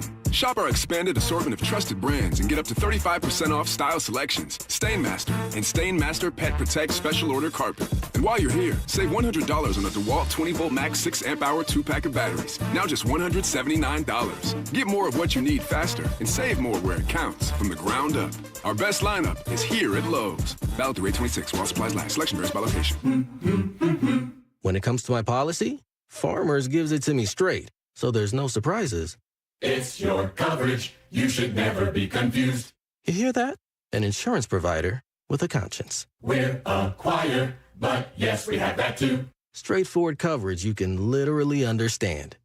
That's what you get when you have Farmers. Bum, bum, bum, bum, bum, bum. Learn more at farmers.com. Underwritten by Farmers Truck or Fire Insurance Exchanges or Affiliate. Products not available in every state. Motorcycle accident cases require a thorough investigation by a team of experienced legal professionals if they have any chance of being successful. Insurance companies, juries, and even the police tend to assume the worst about motorcycle riders. Get help from an experienced team of attorneys that have successfully resolved hundreds of motorcycle accident cases over the past 30 years. Call Davis Law Group for a free legal consultation or get my free book on motorcycle accidents at WashingtonAccidentBooks.com. That's Davis Law Group, better service and even better results. This is Seattle Sports. Streaming through the Seattle Sports app. KIRO AM Seattle. KIRO FM HD2 Tacoma. Home of the Seahawks, Mariners, and everything Seattle sports. From the Quantum Fiber Studio, this is Wyman and Bob. On Seattle Sports. Streaming live on the Seattle Sports app and at seattlesports.com. Now, here are your hosts, Dave Wyman and Bob Stelton. It's funny the first time. It's funny the second time. Was it Jed York? Yes, the Jed York story. Well, mostly it's your selection, because you pretty much have an array of different events in front of you. Yeah. I like that choice. The only thing that would have made it better if it were the Rams or the Astros. Yeah. That would have been great. But Jed York, with egg on his face, so to speak, I've got to believe wildly embarrassed. I didn't see anything in the story as to whether he's a married guy. I can't imagine that's going over well at home if he is married. No. So, yeah, they didn't say in this particular story if he's married and kids and all that stuff. But, yeah, not a great story if you're a Niners fan to read about your owner out there, your billionaire owner, presumably, spending $140 on a prostitution website. Is that maybe the most embarrassing part? That he was only willing to spend $140? That he's shopping for bargains? Yeah. He's looking for a deal? Went to the very bottom of the website or whatever. But also just, I was speculating that because we do get per diem on the road. Yeah. I don't know if they were on the road or maybe that was his per diem. Does the owner get per diem? I think everybody does. I thought he was the one handing it out. Yeah. But yeah, I don't know. What a story. Jeez. Meanwhile, we've talked a lot about, just sort of the disrespect or disregard for the Seahawks, almost as if they didn't win the Super Bowl last year. And when you hear analysts nationally talking about, all right, who to keep an eye on, and this is the team that did this, and this team did that, and boy, watch this team. And it seems universal that the Rams are everybody's favorite, right, to win. Everybody's picking the Rams. Right. Which is fine. They have added a lot, and they may add more in Aaron Donald. We'll see if that happens, but they certainly have added, and they were a good team last year, 12-win team. Unfortunately, not as good as the Seahawks. But you get all these lists out there to power rankings and top quarterback, top this, top that. And I saw this one last week, and I sent it to you and Levko, like, we got to talk about this next week because this I didn't get. So they did this. They called it NFL season positional group, best and worst. And they went quarterbacks, wide receivers, cornerbacks, defensive line. They were just doing position groups. They weren't doing individual players so much. Yeah. Off-ball linebacker. Yeah, and they were given a ranking for each group. So I'm like, all right, let's see. So just to start from the top, we'll start with their number one, quarterback. They ranked the Seahawks 18th in the league. They're 18th best at quarterback. The Super Bowl winning quarterback, and Sam Darnold somehow isn't good enough in the upper half. He's not even at the midway point. How many teams are in the league, Dave? 32. 32. So we couldn't even get to that midway point. Yeah. 18th, which I thought was interesting. Yeah, that is because if you look at the top 5, okay, you've got Buffalo, Josh Allen. Okay, get that. Stafford and the Rams, Mahomes, of course. Number 5's Joe Burrow. So Lamar Jackson is number 4, Baltimore. So I kind of get that. So let's see, you got one Super Bowl winner in that group. Is that accurate? Yeah, Patrick. Yeah, and then Jordan Love at number 6. You got Purdy at 7. They're not listing their names. They're just San Francisco, Green Bay, Washington. They got Jaden Daniels. They got Dallas, Dak Prescott. Still can't find any winners here. Herbert, Chargers at 10. He's a beast. New England, the team that got beat by the Seahawks, got drubbed. Drake May did not look good in that game, but they've got New England at 11. They got the Bears at 12, the Broncos, the Eagles, the Bucks, Jacksonville, Detroit, your guy, your guy in Detroit, and then Seattle. Yeah. How is that? Really? You just won a Super Bowl. Now, did you light the world on fire, and especially in the Super Bowl, because he was like 50% completion? Yeah, it wasn't his best game. He didn't turn the ball over, but he wasn't 350 yards, and but they didn't need him to do that. Well, and that's not how they called the game. That's exactly right. They got the run game going in the postseason because K9 ended up averaging over 100 yards a game, and then they didn't give the ball away. So you didn't need him. You didn't need him to have that kind of game. But yeah, it's just interesting that people are still sort of, and I don't know that this is I don't even know if this is the biggest snub because there's some other ones we'll get to later. But I think are worse. But the fact that you're putting Baker Mayfield and Bo Nix and Caleb Williams and Trevor Lawrence and you're all not those in the top half. Yeah. So that to me was a huge slap. Like your Super Bowl winning quarterback isn't even he's not even middling. They've got him in the lower half if we're looking at this. So all right. It's like JSN said when he got his trophy. This is getting disrespectful. That is disrespectful. 18th. Sorry. Yeah. Come on. Running back. This I kind of get because it's such an unknown. Your presumed starter is hurt.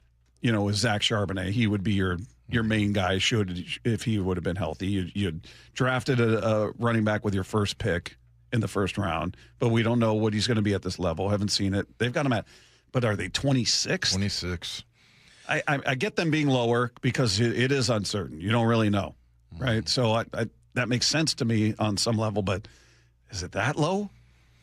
Yeah, I mean, that's another one.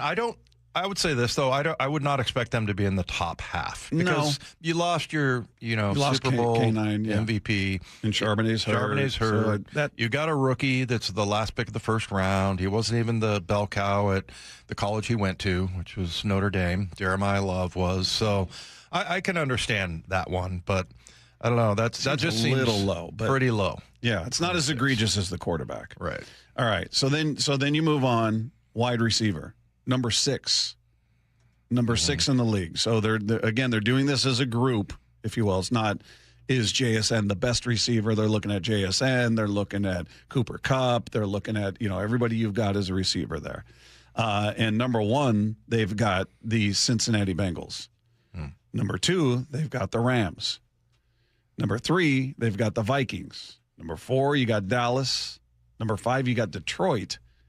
Number 6 is Seattle. Are all those teams better? I mean, you got arguably the best wide receiver in the league, certainly last year in JSN. Now, is he better overall than Jamar Chase? Is he better than Puka Nacua? Is he better than? I'm looking at the teams in front of him. I don't know. That was interesting as a guy who was the winning the awards and the Super Bowl winner, JSN, the best offensive player in the league.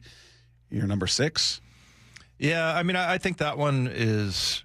I would like to see him a couple of slots higher there, but just because you've also got Cooper Kupp and you've got Rashid Shaheed. Even, I mean, he may be like a big question. Maybe that's why they didn't. They did. Up his contract. He's making $17 million a year. Yeah. So, but yeah, I don't know. That one didn't bother me too much, other than I feel like if JSN was on the Rams instead of Puka Nacua or whatever, then. They would be number 1. Yeah. But yeah, that one is okay. But I mean, I kind of like it because, first of all, our fans get a chip on their shoulder.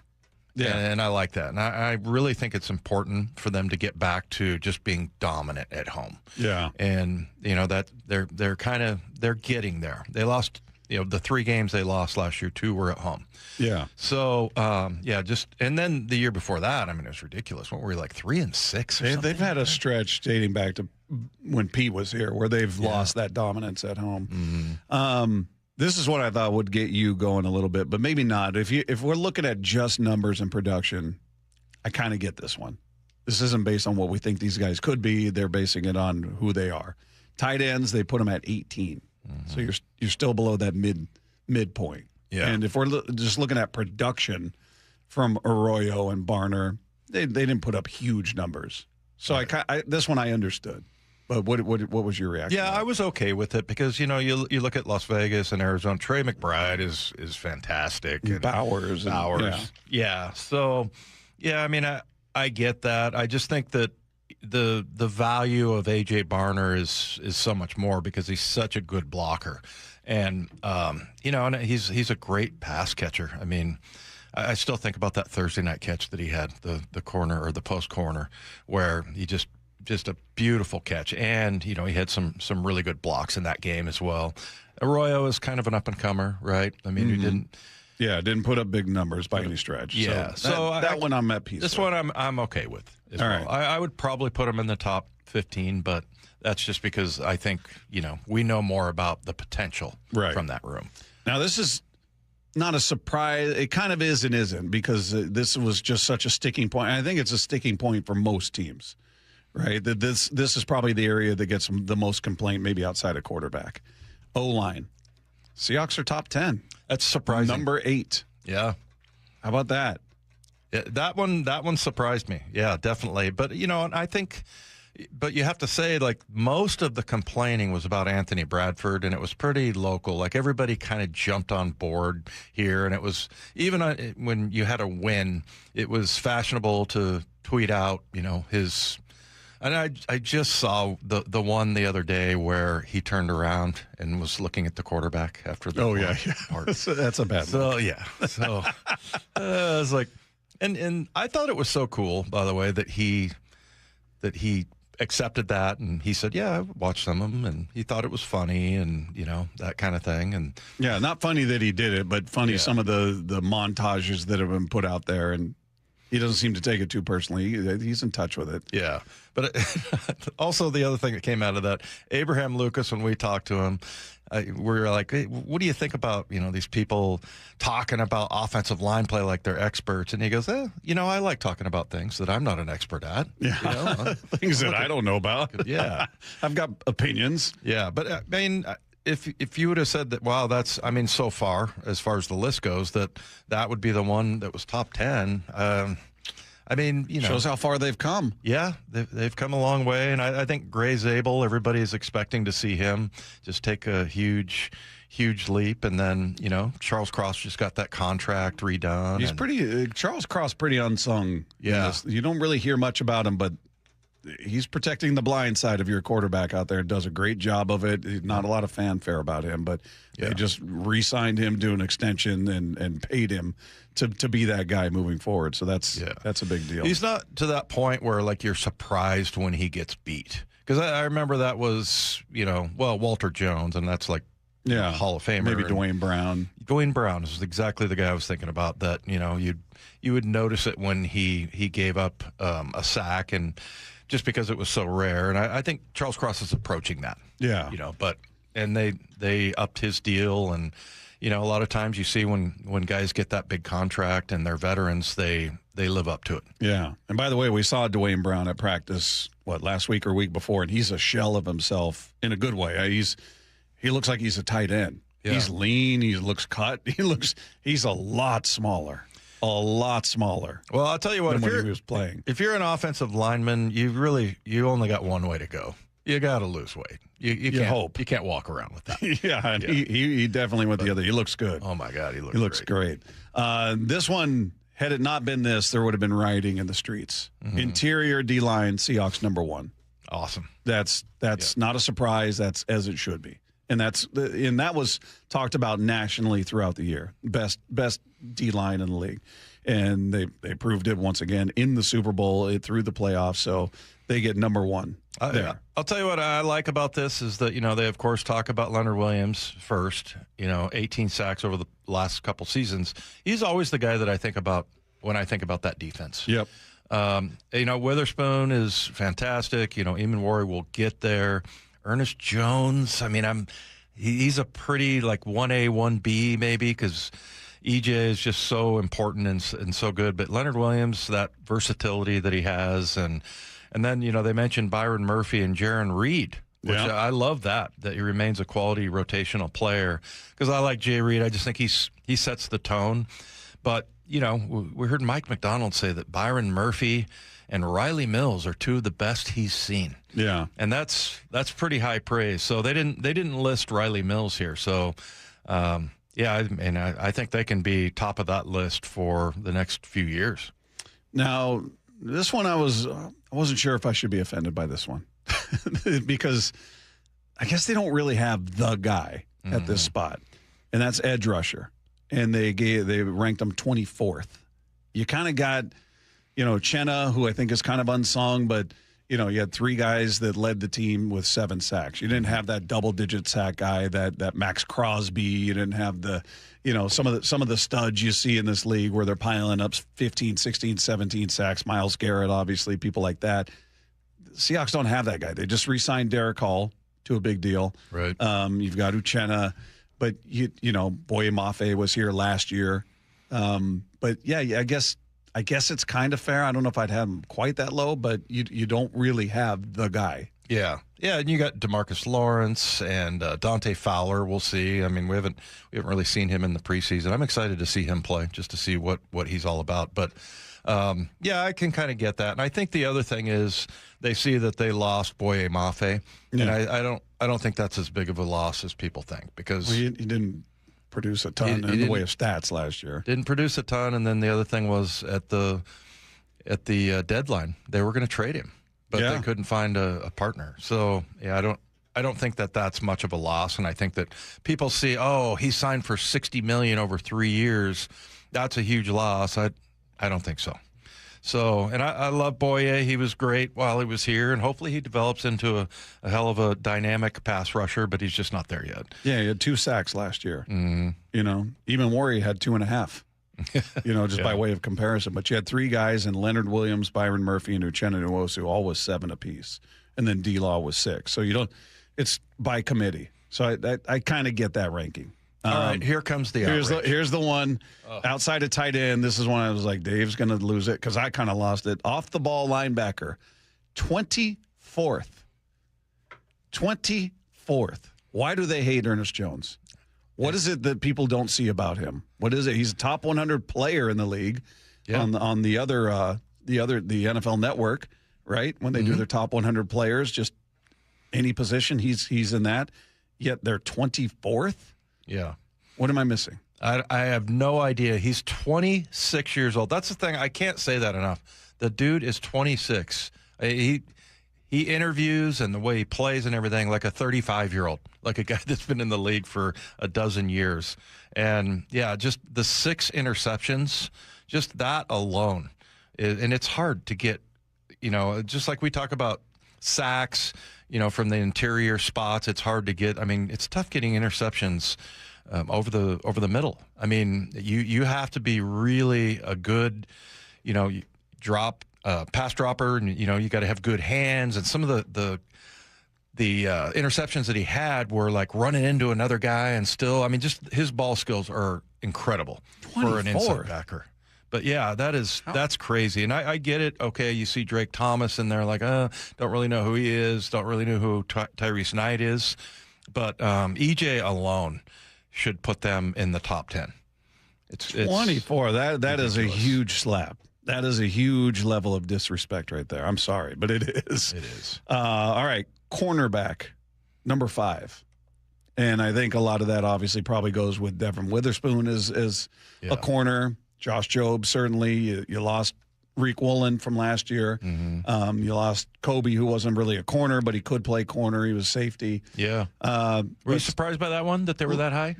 Considering that they lost 2 players that have been good. Reek was a Pro Bowler at one point. Kobe Bryant was just your everything guy. Mm-hmm. Unfortunately, he suffered a serious injury before the season even gets started with his new team. But, I was a little surprised that they were that high based on what they lost and what's still there. Yeah.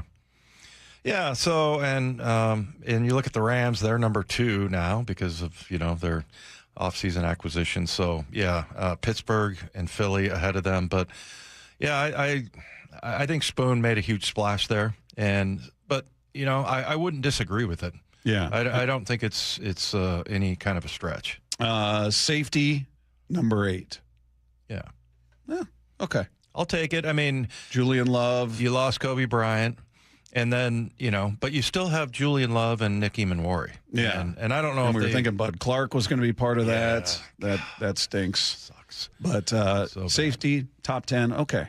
I'll take that. Yeah. And then overall, they've got him at 5, which I'm not sure how they come up with that, because you got, I don't know if they're putting this as an average.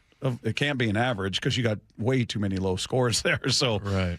They've got him ranked 24th at edge, 24th off the ball linebacker, 26th at running back, 18th at tight end. But overall, you're number 5. Yeah, it's kind of strange. I think it's one of those that they need to kind of step back and look at the big picture and then go, okay, are we fitting in here? Because like you said, that there's a lot of low rankings for them to overall be number 5. So it kind of takes away a little bit from, the accuracy there. But to me, the 2 most egregious were off the ball linebacker and quarterback. Yeah. I mean, 24th and 18th at quarterback. Well, it's funny how those two are connected, too, about, as far as EJ and how much he loves Sam Darnold and vice versa, and those guys have each other's backs. So. Yeah, so that was from, you guys can check it out. That was from ESPN, see what you agree with, what you don't agree with, but interesting to see the view of this team from afar. Meanwhile, we've got 12 more shows until the Seahawks season begins, so we're starting our countdown of the 12 most important Seahawks. That is coming up next with Wyman and Bob at Seattle Sports on 710. Are you subscribed to Seattle Sports on YouTube? Then you saw Shannon Drayer's latest digital exclusive first. The perfect time to inject their prize prospect, Kade Anderson, into the rotation. This rotation has been working with the extra day off for a long time, be it the piggyback, be it the six-man rotation. And if you watch the road trip and the road trip before that, we saw a number of the starters struggle a bit. Subscribe to Seattle Sports on YouTube and know first. Hi, how can I help? Well, my husband and I feel like we've outgrown our current money manager. I see. Our lives have changed, and we need something more than just mutual funds to help us in retirement. She's right. I hear that often. At Fisher Investments, we'd start by getting to know you, your finances, family, health, lifestyle. We tailor a portfolio around your goals and needs. Sounds good. Can you help with estate planning? Yes. We have a team of specialists who can help you with estate planning, Social Security, investment income, and more. We'll get to know your whole financial picture and help keep you on the path to a comfortable retirement. And your fees? We have a simple, transparent fee that's a percentage of the value of your portfolio. So we do better when you do better. I feel better already. At Fisher Investments, we're clearly different. Learn more at FisherInvestments.com/different. Investing in securities involves the risk of loss. Logan Fury did something smart. He saved hundreds on auto insurance switching to Progressive. With that money, he bought a mini treadmill. Is walking on it during video conference calls more distracting than he thought? Yes. And is that because he overestimated his foot-eye coordination? Definitely. But it's Logan's savings, and if he wants to burn calories and any chance at a promotion, we say, good for you, Logan. Switch and see if you could save with Progressive and treat yourself. Progressive Casualty Insurance Company and Affiliates. Get in the zone, AutoZone. Welcome to AutoZone. What are you working on today? Truck started slow. Battery might be toast. Slow starts are the first sign of heat damage to your battery. We'll test it, no charge. Thanks. And if it is dead? We'll set you up with a new, fully warranted battery, some up to 5 years, and we'll recycle the old one. Thanks for the rundown. Lead the way. Get free battery testing, charging, and recycling at AutoZone. Get in the zone, AutoZone. Restrictions apply. Start having fun. Caesar Sportsbook at Muckleshoot Casino Resort is your #1 place to eat, drink, watch, and have fun. Keep up with your favorite sports anywhere and everywhere on property with the mobile app. Visit MuckleshootCasino.com today. Scan the QR code and let the play begin. Muckleshoot. John Curley here for Seattle Hot Tub Company. If you're like me, you always want to buy from a local company. Keeps the money moving around. Plus, you want to make sure that they're just honest with you in the pricing. They're not trying to hide anything. You want a local team that's still around when you need them for parts and service and advice. Why would you ever buy a hot tub from a parking lot with a tent? It makes absolutely no sense. I can't understand why they're not here to service. They had a tent here 3 hours ago. Forget it. You want a local team that stands behind all their products with great advice and great service. That's Seattle Hot Tub. Everything is American made. This Labor Day, you hear a lot of different places that are selling hot tubs, but listen to what Seattle Hot Tub has. Deepest discounts of the year. Up to $3,000 off on hot tubs and $4,000 off on swim spas. I would love to get a swim spa. Spas start at $89 a month. You've got to visit SeattleHotTub.com and go see them in person. You will feel the difference. That's SeattleHotTub.com. Football, baby! Nobody gets you closer to the action at Seahawks training camp than the home of the Seahawks. Seattle Sports. When you see this in your kitchen, the stainless steel fridge is covered in fingerprints. You hear this. Leslie, people are going to think you were raised in a barn or by wolves. or raised in a barn by wolves. Fortunately, Wyman Stainless Steel 3-in-1 cleans, shines, and protects to give you the best shine. A spray and a wipe will have your fridge shining like a mirror. Wow, my fridge looks brand new. Your fridge looks amazing, Leslie. Sorry, I was being a little dramatic earlier. Your kitchen says a lot about you. Let it brag with Wyman. Wesley Financial Group is not a law firm, and Chuck McDowell definitely not an attorney. This is Chuck. If someone talked you into buying something really silly and you want to get out of that silly little thing, my advice, get the facts. Call me and I'll send you our timeshare exit kit absolutely free. Inside, you'll learn how timeshare works and all your options for cancellation. Call Wesley now for your free exit info kit. 800-762-6565. That's 800-762-6565. Need a lift? You're building higher. You need to reach further. And space on site is getting tighter. So why use multiple machines when one can do it all? The Manitou MRT rotating telehandler gives you the height, reach, and versatility to lift materials, place loads, and move crews all with one machine. Find your Manitou MRT at Levitt Machinery, your local source in the Pacific Northwest. Book your demo with Levitt Machinery today. Stack it, reach it, lift it, Levitt. Mike Rowe here with a fun fact. Did you know that 50% of the air that you breathe inside your home comes from your crawl space? Yeah. Whether your crawl space is wet, musty, or your floors are bouncy, do yourself a favor. Call Groundworks. I spent some time working with these guys, and they're the real deal. Their people are trained and certified to repair your crawl space. Schedule a free inspection with Groundworks, the foundation and waterproofing experts. Licensed in all states where work is performed. See website for details. I slept in a lot of different rooms, different beds, but none of them really felt like mine. I spent 14 years in foster care, mostly in group homes. And I never had much stuff because I always had to be ready to move. Why get things if you just have to let them go? There are more than 100,000 children in foster care waiting to be adopted. The Dave Thomas Foundation for Adoption is working to help find them a forever family and a permanent home of their own. Now I have my own room with walls that tell my story. I love hanging out in here. I play dress up with my sisters and I sing and make videos.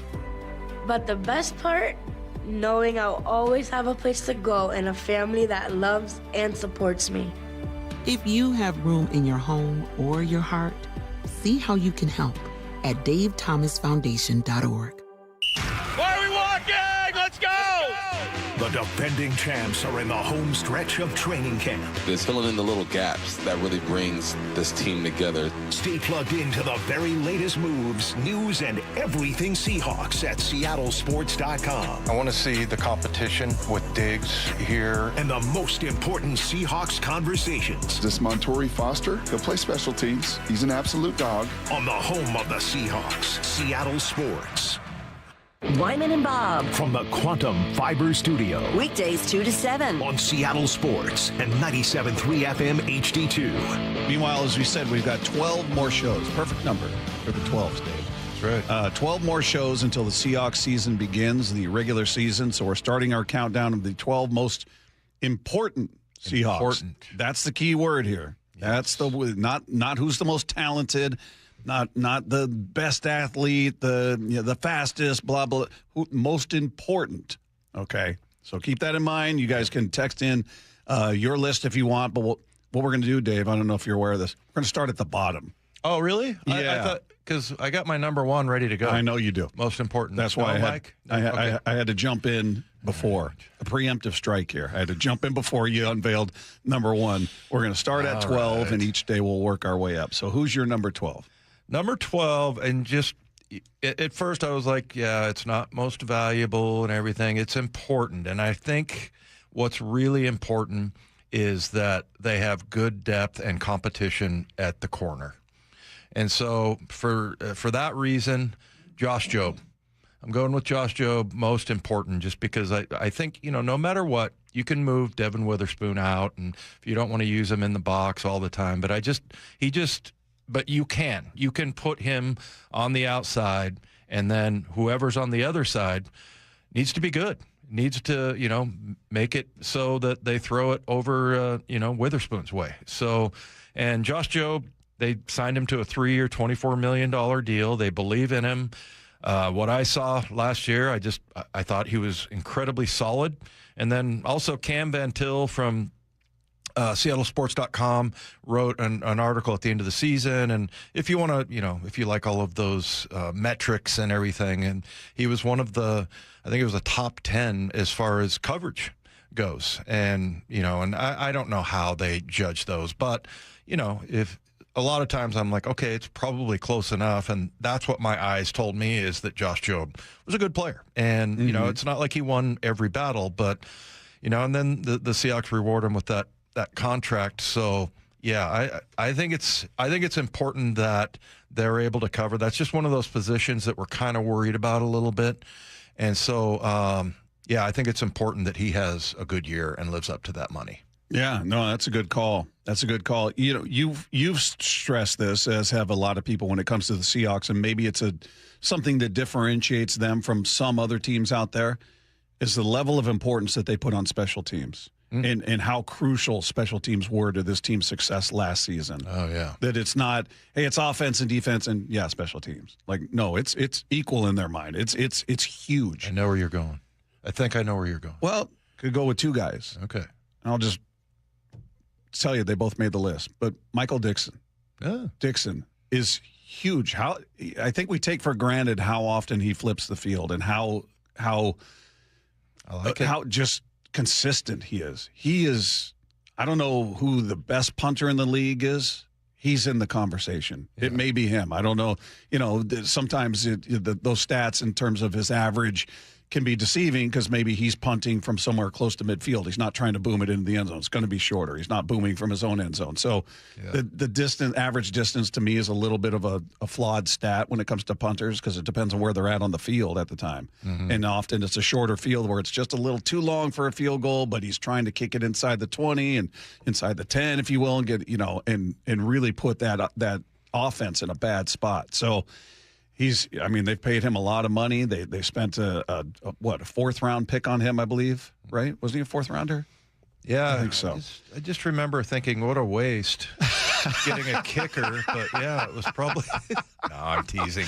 What a waste. No, but he's crucial to what they want to do. Totally. Fifth rounder. No, I mean, it's huge, and I'm going to make fun of you for picking a kicker and everything. But, our guy Jeff Schaefer, who was in the booth last week in the Cowboy game, had this crazy, and I'm going to text him for that stat and see if he can text it in by the end of the show. He usually responds right away.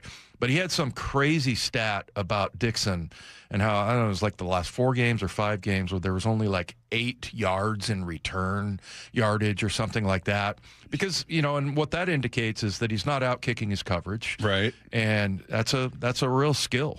But you're right. I mean, I don't remember a team making more special team plays than the Seahawks did last year. Yeah. It's just crazy. Well, and as you touched on, he doesn't outkick his coverage. He's allowing his guys to get downfield to make the play. Right. And the return yards are minimal. Mm-hmm. He's such a weapon. And I know it doesn't come into play every series but when he's out there, he's a guy you've got no concerns about.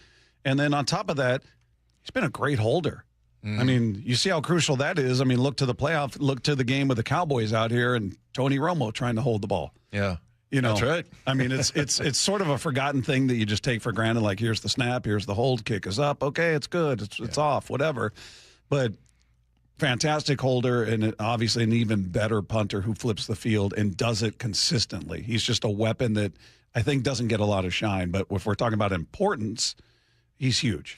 That's a good call. One of my favorite things is to go when we go down on the field for the John Schneider interview. Rapes does the interview with John, and then you're just down there kind of talking to people, see guys from other teams, whatever. Saw Gus Bradley yesterday, their defensive coordinator, who was here for a long time, and it's always fun. But one of my favorite things to do is go and watch Dixon punt and how ridiculous he is as far as backing the ball up like a golf shot, or he'll hit one that hits right at the 3-yard line and just somehow goes sideways and right out of bounds. I mean, he's crazy good that way. So, and the other thing about that is just, I remember as a defender is when you get a team backed up, you feel like they get kind of desperate. Yeah. And so, and it's always maybe one of the most deflating things is when they have a big play that gets them out of that situation. But yeah, when you're buried back there, you feel like you got the upper hand defensively.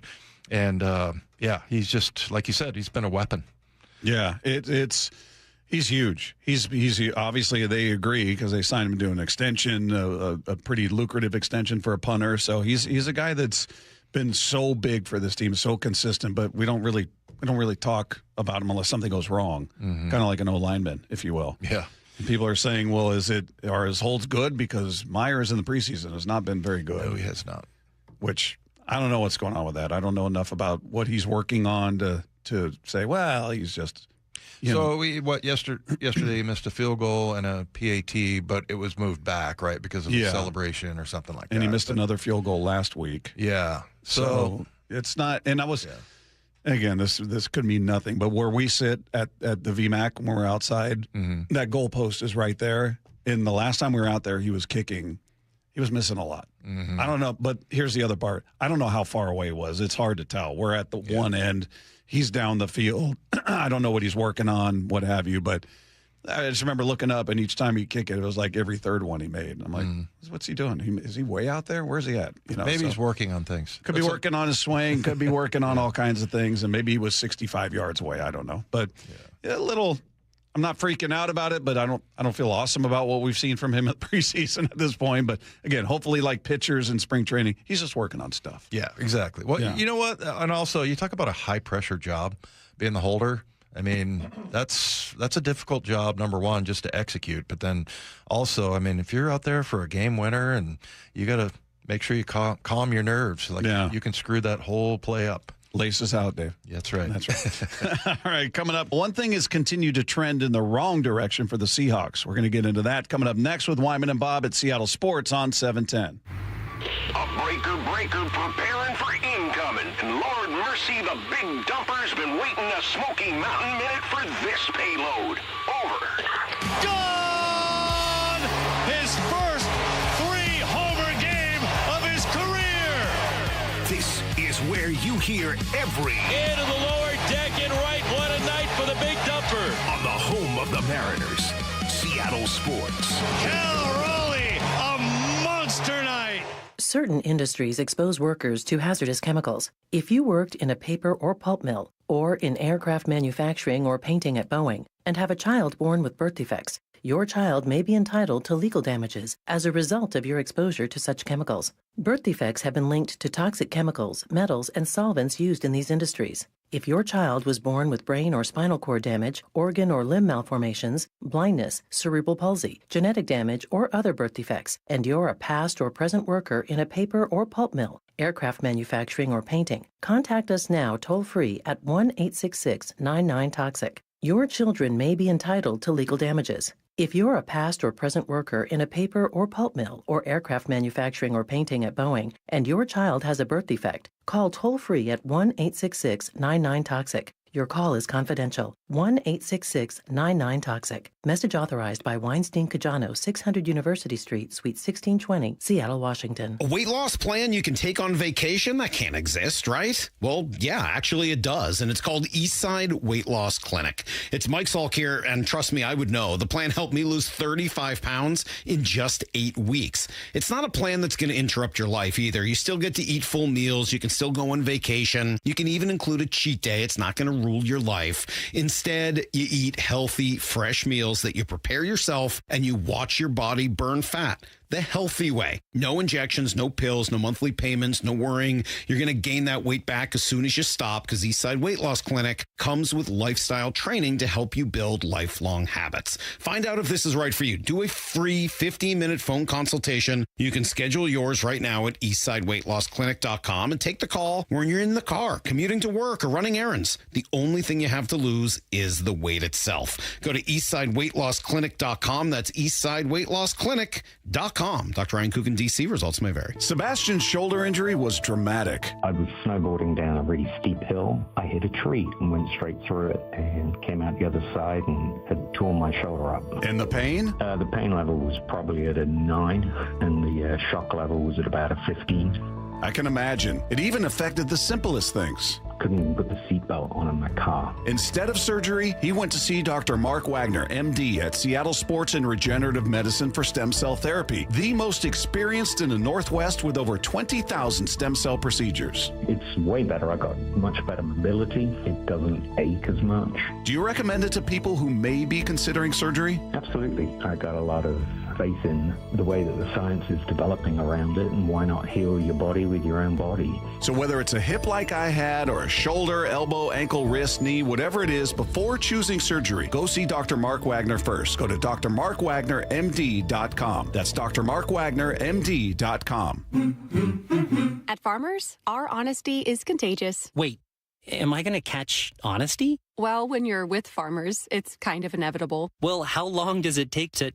I lied to you when you asked if I knew what a deductible was. I don't know my dad's birthday, and I thought umbrella policies were for rainstorms. Actual rainstorms. I have it, don't I? You don't just have honesty. You have Farmers. Bum, bum, bum, bum, bum, bum. Learn more at farmers.com. Underwritten by Farmers Truck or Fire Insurance Exchanges or affiliate. Products not available in every state. Nobody gets you closer to the action at Seahawks training camp than the home of the Seahawks. I see you, boy! Seattle Sports.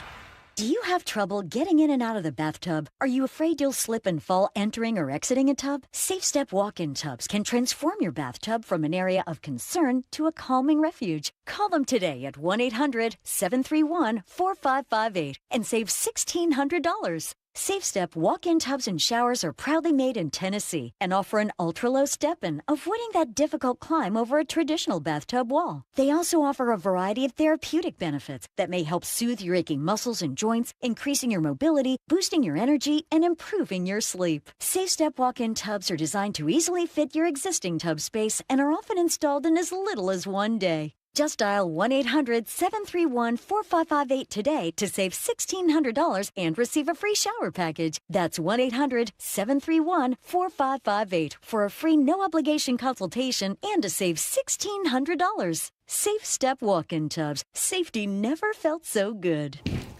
Hey, you mind keeping it down up there, please? KeyBank will meet you in that I need new neighbors moment. Rick, it's your mortgage loan officer, Beth. I was in the neighborhood and wanted to let you know your home loan application's been approved. Beth, you're always there for me, and not a moment too soon. Are your neighbors bowling with grand pianos again? And apparently raising livestock? Ugh. For every financial need, we'll meet you in the moment. KeyBank opens doors. Equal housing lender. NMLS number 399797. Here in the Pacific Northwest, windows can be one of the best investments you can make to add value to your home. At Dunn Lumber, we have designated Marvin window specialists who have been trained by Marvin to best serve your needs. If you need help finding the right windows for your home, come by one of our 4 Dunn Lumber window showrooms or reach out to me personally, Mike Dunn at DunnLumber.com. Dunn Lumber, building success together. Hi, I'm Ryan Blaney, a third-generation race car driver, and we dedicate a lot of our time to going as fast as possible. My grandpa Lou is the reason why my dad and I started racing, and I'm really proud to follow in his tracks. But when my grandpa was diagnosed with Alzheimer's, it was a very unexpected bump in the road for us. I've learned a lot on this journey with my grandpa Lou, and the memories of my grandpa will always be with me. It's important to notice if older family members are acting differently, experiencing problems with their memory, or having trouble with routine tasks. Talking about Alzheimer's can be really tough.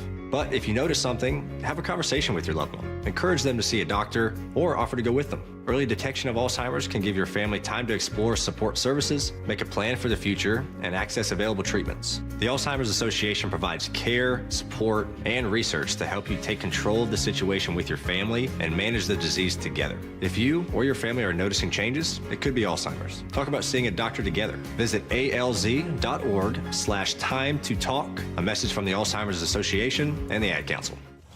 Are you subscribed to Seattle Sports on YouTube? Then you saw Shannon Drayer's latest digital exclusive first. The perfect time to inject their prize prospect, Kade Anderson, into the rotation. This rotation has been working with the extra day off for a long time, be it the piggyback, be it the 6-man rotation. And if you watch the road trip and the road trip before that, we saw a number of the starters struggle a bit. Subscribe to Seattle Sports on YouTube and know first. Wyman and Bob. From the Quantum Fiber Studio. Weekdays 2 to 7. On Seattle Sports and 97.3 FM HD2. Take a look back at the Seahawks preseason game number 2. We were talking about some of the good. Drew Lock looked great. Great 3 first drives against the starters for the Titans on defense. I mean, that was really, makes you optimistic, certainly to see that.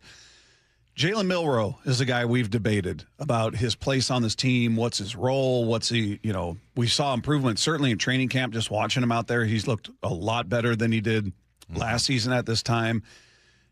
This game didn't help him. This was not a good look for him. He made a couple of solid plays, but ultimately he made some really rough decisions out there, whether it's the interceptions, whether it's hanging onto the ball and taking a ridiculous sack where he gets clobbered. You're like, dude, get rid of it, man. And he's just not using his feet the way he should. Yeah, I don't know what he's trying too hard to show I can do something. I'm going to make a play. I'm going to keep the play alive. And, but he finishes 6 of 11 for 52 yards, 2 picks, 2 sacks, 1 carry for minus 16 yards, which was the sack. But good.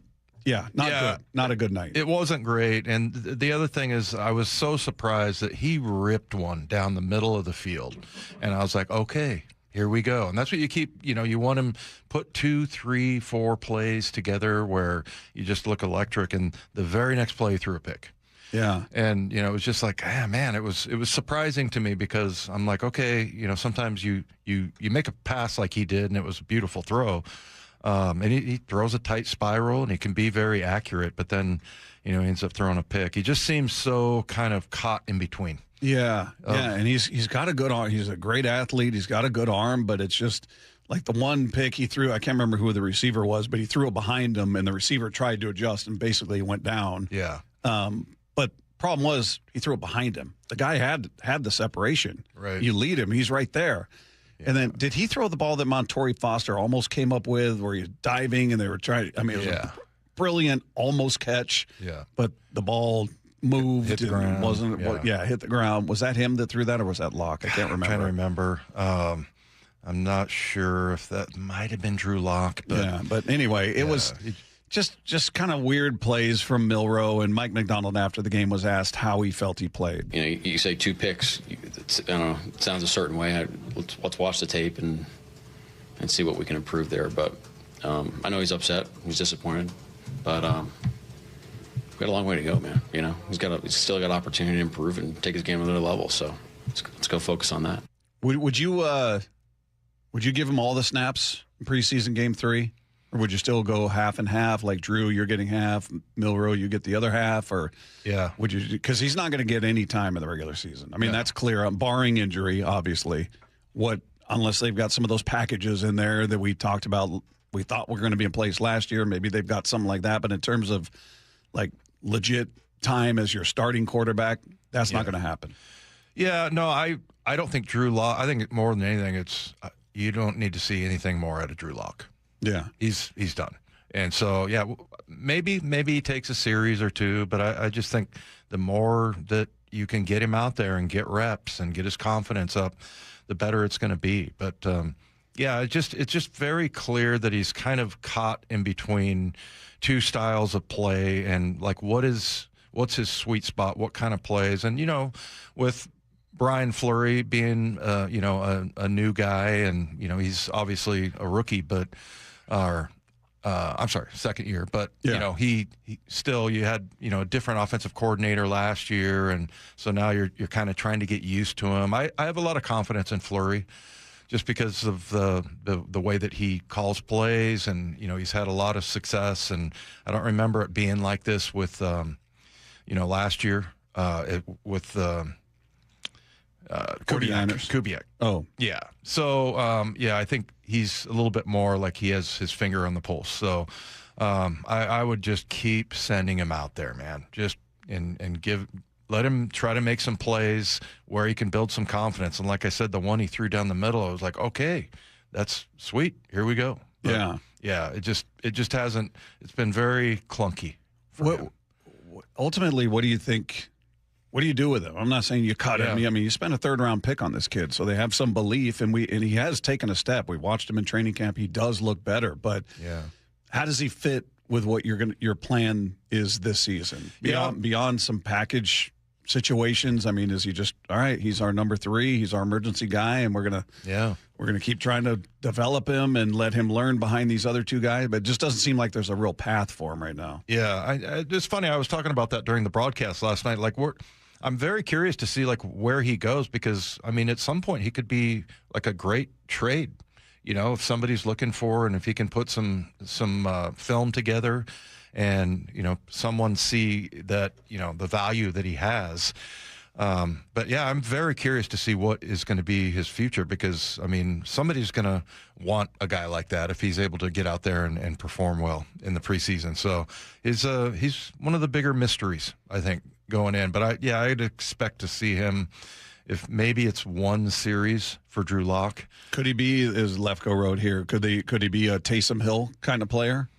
Where, all right, it's goal line, and he's that dual threat. He might pass it, but he's likely to run it too, and it keeps the defense on their heels. He's that kind of weapon, or does he not fit that way? Yeah, I don't know. I mean, I feel like he can be, but we just, like I said, he just seems like it's stuck. He's kind of stuck in.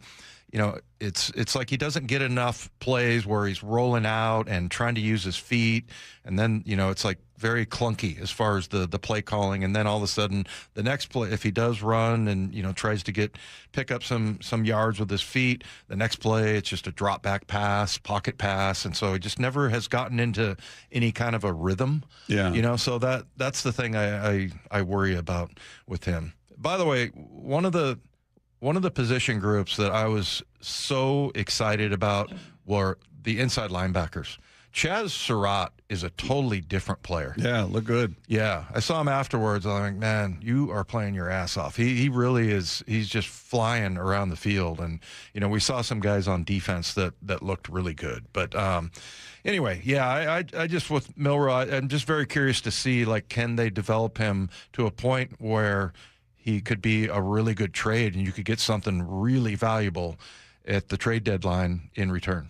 All right, that does it for us. I appreciate everybody tuning in. If you missed anything from today's show or any day, all you need to do is head to seattlesports.com, click the podcast tab, scroll down to our picture and click on that, and it'll be right there waiting for you. And as Dave and Lefko tell you every time, click subscribe. That way it's downloaded automatically for you. You never have to go through that process again. Either way, we appreciate you tuning in. We're back tomorrow right here with Wyman and Bob, Seattle Sports on 710. Why are we walking? Let's go! The defending champs are in the home stretch of training camp. It's filling in the little gaps that really brings this team together. Stay plugged into the very latest moves, news, and everything Seahawks at seattlesports.com. I want to see the competition with Diggs here. And the most important Seahawks conversations. This Montori Foster, he'll play special teams. He's an absolute dog. On the home of the Seahawks, Seattle Sports. Got leaks? Tired of applying those cheap roof coating products that never seem to last? What if you could find a roof coating that remains permanently flexible and won't be impacted by harsh UV rays or temperature extremes? Dunn Lumber has what you're looking for. Geico Roof, 100% silicone roof coating, waterproofs, protects, and withstands permanent ponding water with an industry-leading 50-year limited warranty. Available in a variety of colors and on sale now at Dunn Lumber. I want a woman. I want a big girl. See the hysterical Gabriel Fluffy Iglesias when he takes the stage at Muckleshoot Casino Resort. Saturday, August 29th at 5:30 and 9:30 p.m. This way, we both can agree on the temperature of the thermostat. He's sold out stadiums around the world, and now he's coming to Muckleshoot Casino Resort on August 29th. Get tickets before they're gone to laugh out loud with Gabriel Iglesias at muckleshootcasino.com. Summer is for going big. Julio! Dead center field, solo home run, 4-0 Mariners. Summer is for showing out. Crawford, out of the glove, Emerson to first. What a play! Summer is for Mariners baseball. Cal Raleigh with an RBI double. The big dumper comes through in the clutch. Where else do you get 9 innings of eye-popping swings and snags? Plus fireworks that make your feet dance and your jaw drop. Oh yeah, and the guys have a dance of their own, a wind dance. Party time at T-Mobile Park in the sunshine. Mariners baseball. Trident's up. More Mariners Fireworks Night are on deck at T-Mobile Park. The next one is coming up on Friday, September 4th as the Mariners take on the A's. And it's a sing-along show presented by T-Mobile. Go to mariners.com to get your tickets and check out the rest of this year's fireworks lineup, plus all the biggest events down the home stretch. Hi, I'm Chuck McDowell, the timeshare cancellation guy and founder of Wesley Financial Group. And I want to set the record straight. I am not an attorney. I've never wanted to be an attorney. And the truth is, I really don't even like attorneys. If I sound like an attorney, I'll apologize. But what I've learned in my 15 years in the timeshare cancellation business is you don't need to be an attorney to get folks out of their timeshare. After 15 years and over 50,000 cancellations, I can tell you with confidence, we know how to get you out of your timeshare. Call us today and we'll send you our timeshare exit guide absolutely free with all your options for cancellation. Attorneys, this was meant to be funny, so please don't sue me, especially my friend Kenneth from Black River Falls, Wisconsin. Call now for your free timeshare exit info kit. 800-646-5959. That's 800-646-5959. 800-646-5959. I move mountains for a living. Literally.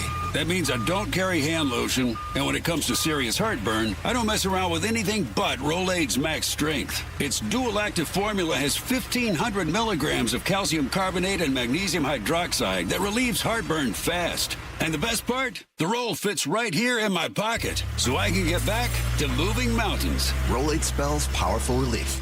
1,500 milligrams is our highest amount of antacid per tablet. Read each label. Use as directed. Keep out of reach of children. I know that hiring can be challenging. You need someone to match your role perfectly. Well, now you can meet them fast on ZipRecruiter.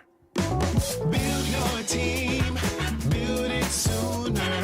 Meet your match on ZipRecruiter. Just head to ZipRecruiter.com/free right now to try it for free. That's ZipRecruiter.com/free. Meet your match on ZipRecruiter. Try it free. Endless hours of research, seeking referrals, dozens of calls. Hiring the right attorney can be a challenging process during an already difficult time. J.P. Pendergast with Pendergast Law explains. In Washington State, Tom, there are thousands of attorneys to choose from. Referrals and online research can be helpful, but discovering the right attorney requires a conversation. It can be hard to identify integrity and authenticity without that interaction. So, what do you recommend? We encourage anyone looking for personal injury representation to call for a free consultation with our team before making a decision simply based on referrals or online research. Accident victims need an attorney that listens, demonstrates honesty, and is genuinely understanding of their unique circumstances. The care, attention, and preparation that our firm provides throughout the case mirrors the effort involved when taking on the insurance companies. Save time and avoid mistakes after an injury. Contact the caring and compassionate team at Pendergast Law. If you or a loved one has been injured in a car accident, call Pendergast Law. We can help. Hey, wouldn't it be great if life came with a remote control? You know, you could hit pause when you needed to, or hit rewind. Like that time you knocked down that wasp's nest. Uh-oh. Or that time you forgot to roll up your windows in the car wash. Fantastic. Yeah, a remote control would have come in handy then. Well, life doesn't always give you time to change the outcome, but prediabetes does. With early diagnosis and a few healthy changes like managing your weight, getting active, stopping smoking, and eating healthier, you can stop prediabetes before it leads to type 2 diabetes. It's easy to learn your risk. Take the 1-minute test today at doihaveprediabetes.org. Life doesn't come with a remote control. Yikes! So you're on your own with the wasps. You have the power to take control of prediabetes. Visit doihaveprediabetes.org today. That's doihaveprediabetes.org. Brought to you by the Ad Council and its Prediabetes Awareness Partners. A breaker preparing for incoming. And Lord mercy, the big dumper's been waiting a Smoky Mountain minute for this payload. Over. Go!